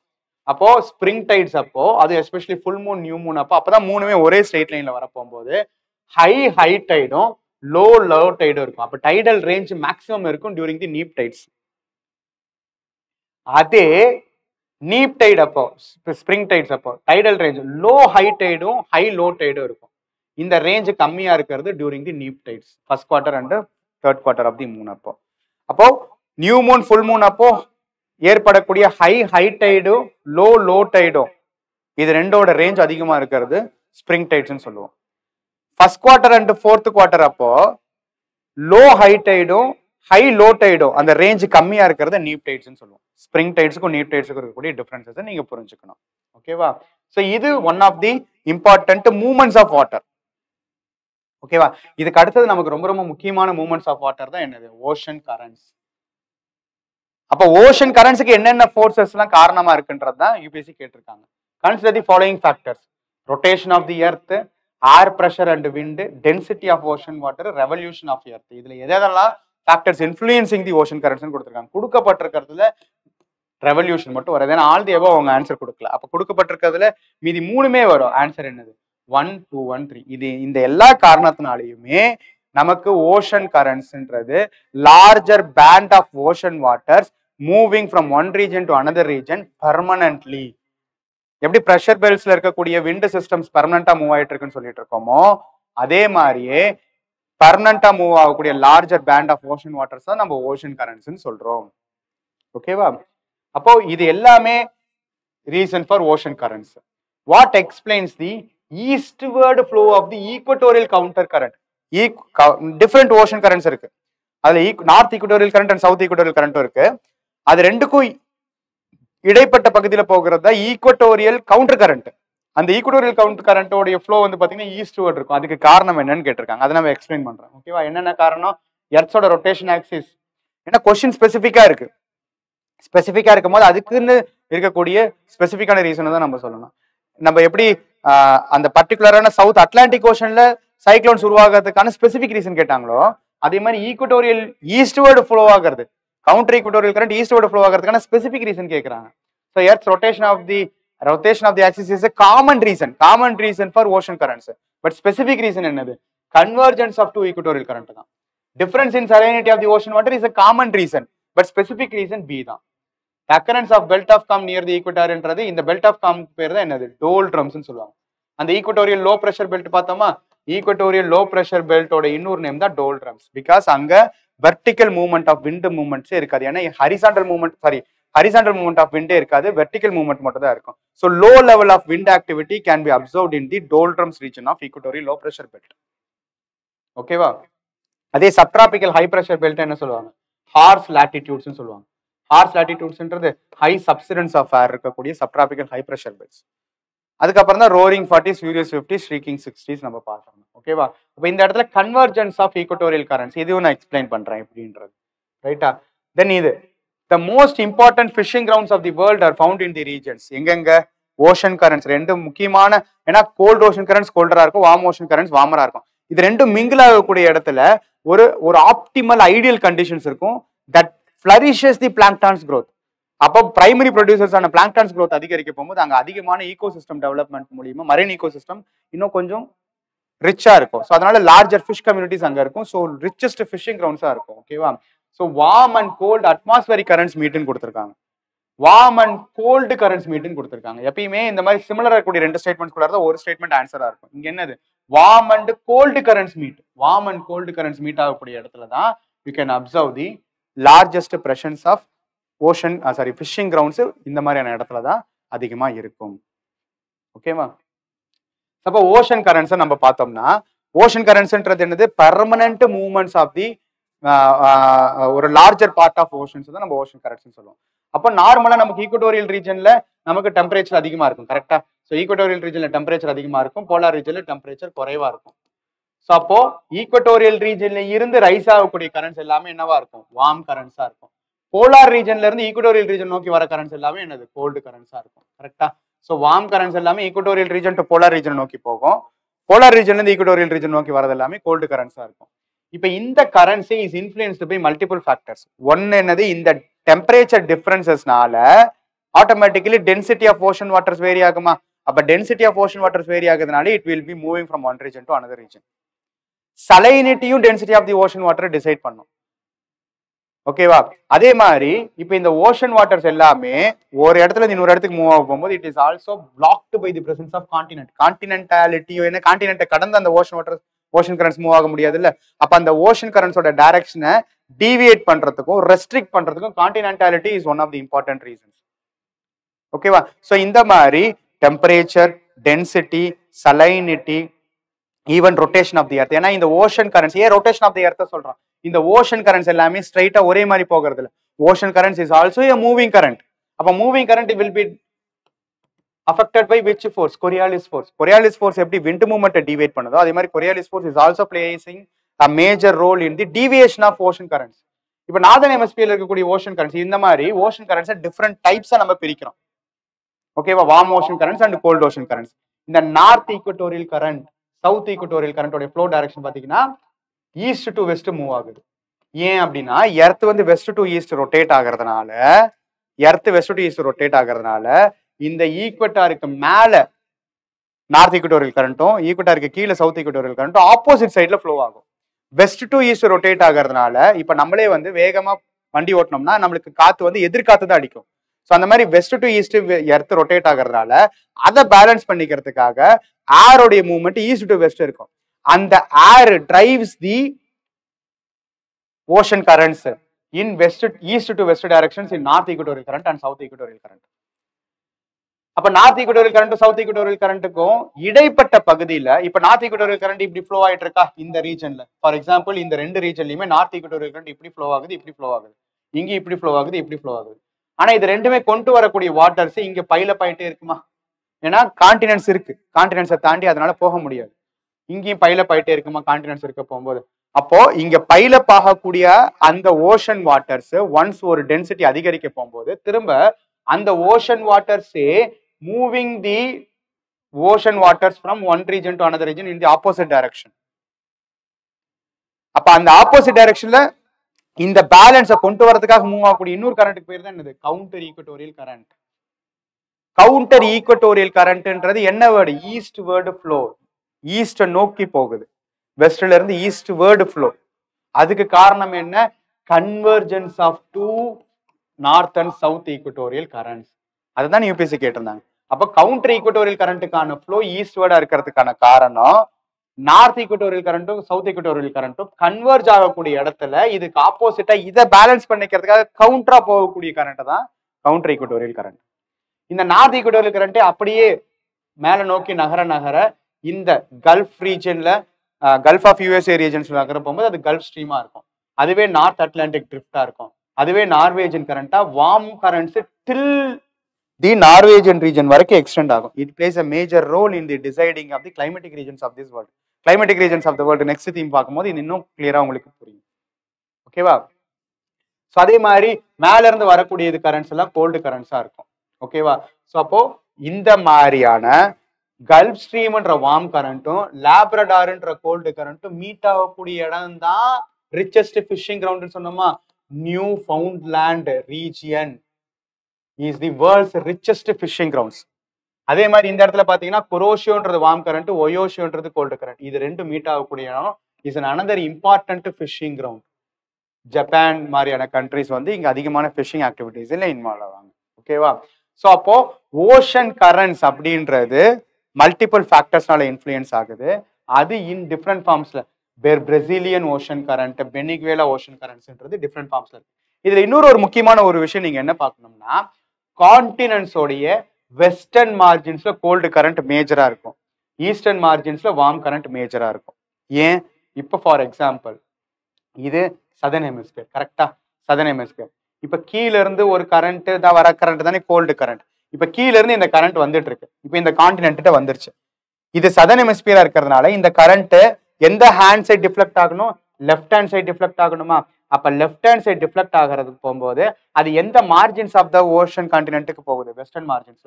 அப்ப cold currents traveling on the western margins of the continent because it is deviated by left hand side due to Coriolis force. அதே இந்த கரண்ட் எடுத்துக்கோங்க. இப்போ இந்த கரண்ட் எடுத்துக்கிட்டோம்னா இங்க இருந்து சவுத் ஈக்குவட்டோரியல் கரண்ட் கான்டினென்ட்டை தாண்டி போக முடியாது. சதர்ன் ஹெமிஸ்பியர்ன்றதுல அது எந்த ஹேண்ட் சைட் டிஃப்ளெக்ட் ஆகணும்? லெஃப்ட் ஹேண்ட் சைட் டிஃப்ளெக்ட் ஆகணும். இந்த warm current left hand side deflect ஆக போகும்போது ஈஸ்டர்ன் மார்ஜின்ஸ்ல வார்ம் கரண்டா இருக்கு. அதேதான் இங்க வந்து நார்த் ஈக்குவட்டோரியல் கரண்ட் கான்டினென்ட்டுக்கு வந்ததுக்கு அப்புறம் நார்தர்ன் ஹெமிஸ்பியர் எந்த ஹேண்ட் சைட் டிஃப்ளெக்ட் ஆகணும்? Right hand side. அந்த ரைட் ஹேண்ட் சைட் டிஃப்ளெக்ட் ஆக போகும்போது அது gulf stream eastern margins of the கான்டினென்ட்ல போகுது. அதே இங்க இருந்து வரக்கூடிய ஒரு கரண்ட் ரைட் ஹேண்ட் சைடு தான் டிஃப்ளெக்ட் ஆகணும். ரைட் ஹேண்ட் சைடு டிஃப்ளெக்ட் ஆக போகும்போது அது வெஸ்டர்ன் மார்ஜின்ஸ் ஆஃப் த கான்டினென்ட்ல கலிபோர்னியன் கரண்டா இருக்கு. ஸோ அதனாலதான் நார்தர்ன் ஹெமிஸ்பியர்லயும் சரி சதர்ன் ஹெமிஸ்பியர்லயும் சரி ரெண்டு ஹெமிஸ்பியர்லயும் வெஸ்டர்ன் மார்ஜின்ஸ் ஆஃப் த கான்டினென்ட்ஸ்ல கோல்டு கரண்ட்டும் ஈஸ்டர்ன் மார்ஜின்ஸ் ஆஃப் த கான்டினென்ட்ல வார்ம் கரண்ட்டும் இருக்கும். ஓகேவா? ஈஸ்டர்ன் மார்ஜின்ஸ் ஆஃப் த கான்டினென்ட்ஸ்ல வார்ம் கரண்ட்டும் இருக்கும். ஓகேவா? ஸோ இந்த டிஃபரன்சஸும் நம்ம வந்து தெளிவா பார்த்துக்கணும். ஏன்னா இந்த எல்லா கம்பைன்டு ஃபேக்டர்ஸும் தான் சேர்ந்து கிளைமேட்டிக் ரீஜன்ஸ் ஆஃப் த வேர்ல்டுல என்னென்ன விஷயங்களை என்னென்ன ஃபேக்டர்ஸ் ஒவ்வொரு ரீஜன்ஸும் டிசைட் பண்ணுன்றது மாறும். ஓகேவா? ஸோ இதோட இந்த செஷன்ல நம்ம கிளைமேட்டாலஜியும் சரி ஓஷனோகிராஃபியும் சரி அதுக்கு ரிலேட்டடா இருக்கக்கூடிய பேசிக் கான்செப்ட்ஸ்ல கேட்ட எல்லா கொஸ்டின்ஸும் 2011ல இருந்து 15 வரைக்கும் பார்த்துட்டோம். ஸோ அதோட ரிலேட்டடா இருக்கக்கூடிய இம்பார்ட்டன்ட் கான்செப்ட்ஸும் டிஸ்கஸ் பண்ணிட்டோம். ஓகேவா? ஸோ அப்போ இந்த வீடியோவுடைய டிஸ்கிரிப்ஷன் பாக்ஸ்லயே உங்களுக்கு இது ரிலேட்டடா நான் முதல்வன் எக்ஸாம், அதாவது Naan Mudhalvan and all India civil services coaching சென்டர்ல கேட்ட டெஸ்ட் சீரீஸ்ல இந்த தீம் ரிலேட்டடா இருக்கக்கூடிய கொஸ்டின்ஸை கம்பைன் பண்ணி கொஸ்டின்ஸும் சொல்யூஷன்ஸும் போட்டிருக்கோம். ஓகேவா? அப்ப இந்த பர்டிகுலர் டாபிக்ல உங்களுக்கு பிஒய்க்யூவும் தெரிஞ்சாச்சு. இதுக்கு ரிலேட்டடான கொஸ்டின்ஸை நீங்க டவுன்லோட் பண்ணி ப்ராக்டிஸ் பண்ணிக்கோங்க. ப்ராக்டிஸ் பண்ணதுக்கு அப்புறம் அதுக்கான சொல்யூஷன் டாக்குமெண்ட்டை பார்த்துட்டீங்கன்னா உங்களுக்கு ஆன் அண்ட் அரௌண்ட் இந்த தீம் ரிலேட்டடா இருக்கக்கூடிய எல்லா இம்பார்ட்டன்டான கான்செப்ட்ஸும் கொஸ்டின் வைஸாவே உங்களுக்கு தெரிஞ்சிடும். இதை டெய்லி கண்டினியூ பண்ணுங்க. ஓகேவா? அப்போ ஒரு வாரம் முடிய போகும்போது இந்த சப்ஜெக்ட்ல 100ல இருந்து 150 பிஒய்க்யூ கேள்விகளும் பார்த்துருவோம் ஜாகிரபியில. நம்மளோட டெஸ்ட் சீரீஸ்ல கண்டக்ட் பண்ண கொஸ்டின்ஸை தீம் வைஸ் ப்ராக்டிஸ் பண்ண போகும்போது அதுல இருந்து ஒரு 200-250 கேள்விகள் வரும். ஸோ 400 கேள்விகள் ஒரு சப்ஜெக்ட்ஸ்ல ஒரு வாரத்துக்குள்ளார நீங்க கவர் பண்ணிடுவீங்க. அதை தாண்டி நீங்க ஒரு ஃபுல் லென்த் டெஸ்ட் எழுதி அதனோட வீடியோ டிஸ்கஷனும் பார்க்க போறீங்க. ஸோ ஒரு சப்ஜெக்ட்ல இத்தனை கேள்விகள் வருதுன்னா போன செஷன்ஸ்லயே நம்ம பார்த்திருந்தோம். ஜாகிரபியில் on and average 15 to 18 questions வருதுன்னா 400 கொஸ்டின்ஸ்ல இருந்துதான் இந்த கொஸ்டின்ஸ் வரதுக்கான வாய்ப்புகள் இருக்கு, டைரக்டாவோ இன்டைரக்டாவோ. அப்ப இப்படி ஒவ்வொரு சப்ஜெக்ட்ஸுக்கும் நீங்க கொஸ்டின் பேசிஸ்ல இந்த 50 டேஸ் நீங்க ஃபாலோ பண்ணீங்கன்னா உங்களுக்கு இந்த இந்த இந்த ப்ரிலிம்ஸ் எக்ஸாம்ஸ் ஈஸி கேக் வாக்கா இருக்கும், provided you are doing the activities on a streamlined basis. புரியுதுங்களா? ஸோ இதை கண்டினியூஸா ஃபாலோ பண்ணுங்க, கொஸ்டின்ஸை ப்ராக்டிஸ் பண்ணுங்க. அதுக்கப்புறம் நெக்ஸ்ட் டேவுக்கான செஷனை பாருங்க, அதுக்கப்புறம் அதனுடைய கொஸ்டின்ஸை ப்ராக்டிஸ் பண்ணுங்க. இதை ஒரு கண்டினியூஸ் ஆக்டிவிட்டியா வச்சுட்டே இருங்க. இதோட சேர்த்து டெய்லியும் உங்களுக்கு CSAT 1 hour ப்ராக்டிஸ் பண்ணுங்க. ஸோ ப்ரிலிம்ஸுக்கு நல்ல ஆப்டிமல் வேல ப்ரிப்பேர் ஆகுங்க. ஓகேவா? ஸோ அகெயின் நான் சொல்றேன், இந்த வீடியோட டிஸ்கிரிப்ஷன்லேயே இந்த டாபிக்கு ரிலேட்டடான practice questions and solution document இருக்கு. அதை டவுன்லோட் பண்ணி ப்ரிப்பேர் பண்ணிக்கோங்க. நெக்ஸ்ட் வீடியோக்கு முன்னாடி இந்த ஆக்டிவிட்டி, இன்னைக்கு டேக்கான ஆக்டிவிட்டி இதை கம்ப்ளீட் பண்ணிடுங்க. நெக்ஸ்ட் டேக்கு ஃப்ரெஷ்ஷாக நெக்ஸ்ட் தீம்ஸ் பார்க்கலாம். செகண்ட் டேல நமக்கு climatic regions of the world, Indian monsoon and climate, அதோட ரிலேட்டடாக கூடிய வெஜிடேஷன் ரிலேட்டடான டாபிக்ஸ் பார்ப்போம். ஓகேவா? Thank you friends.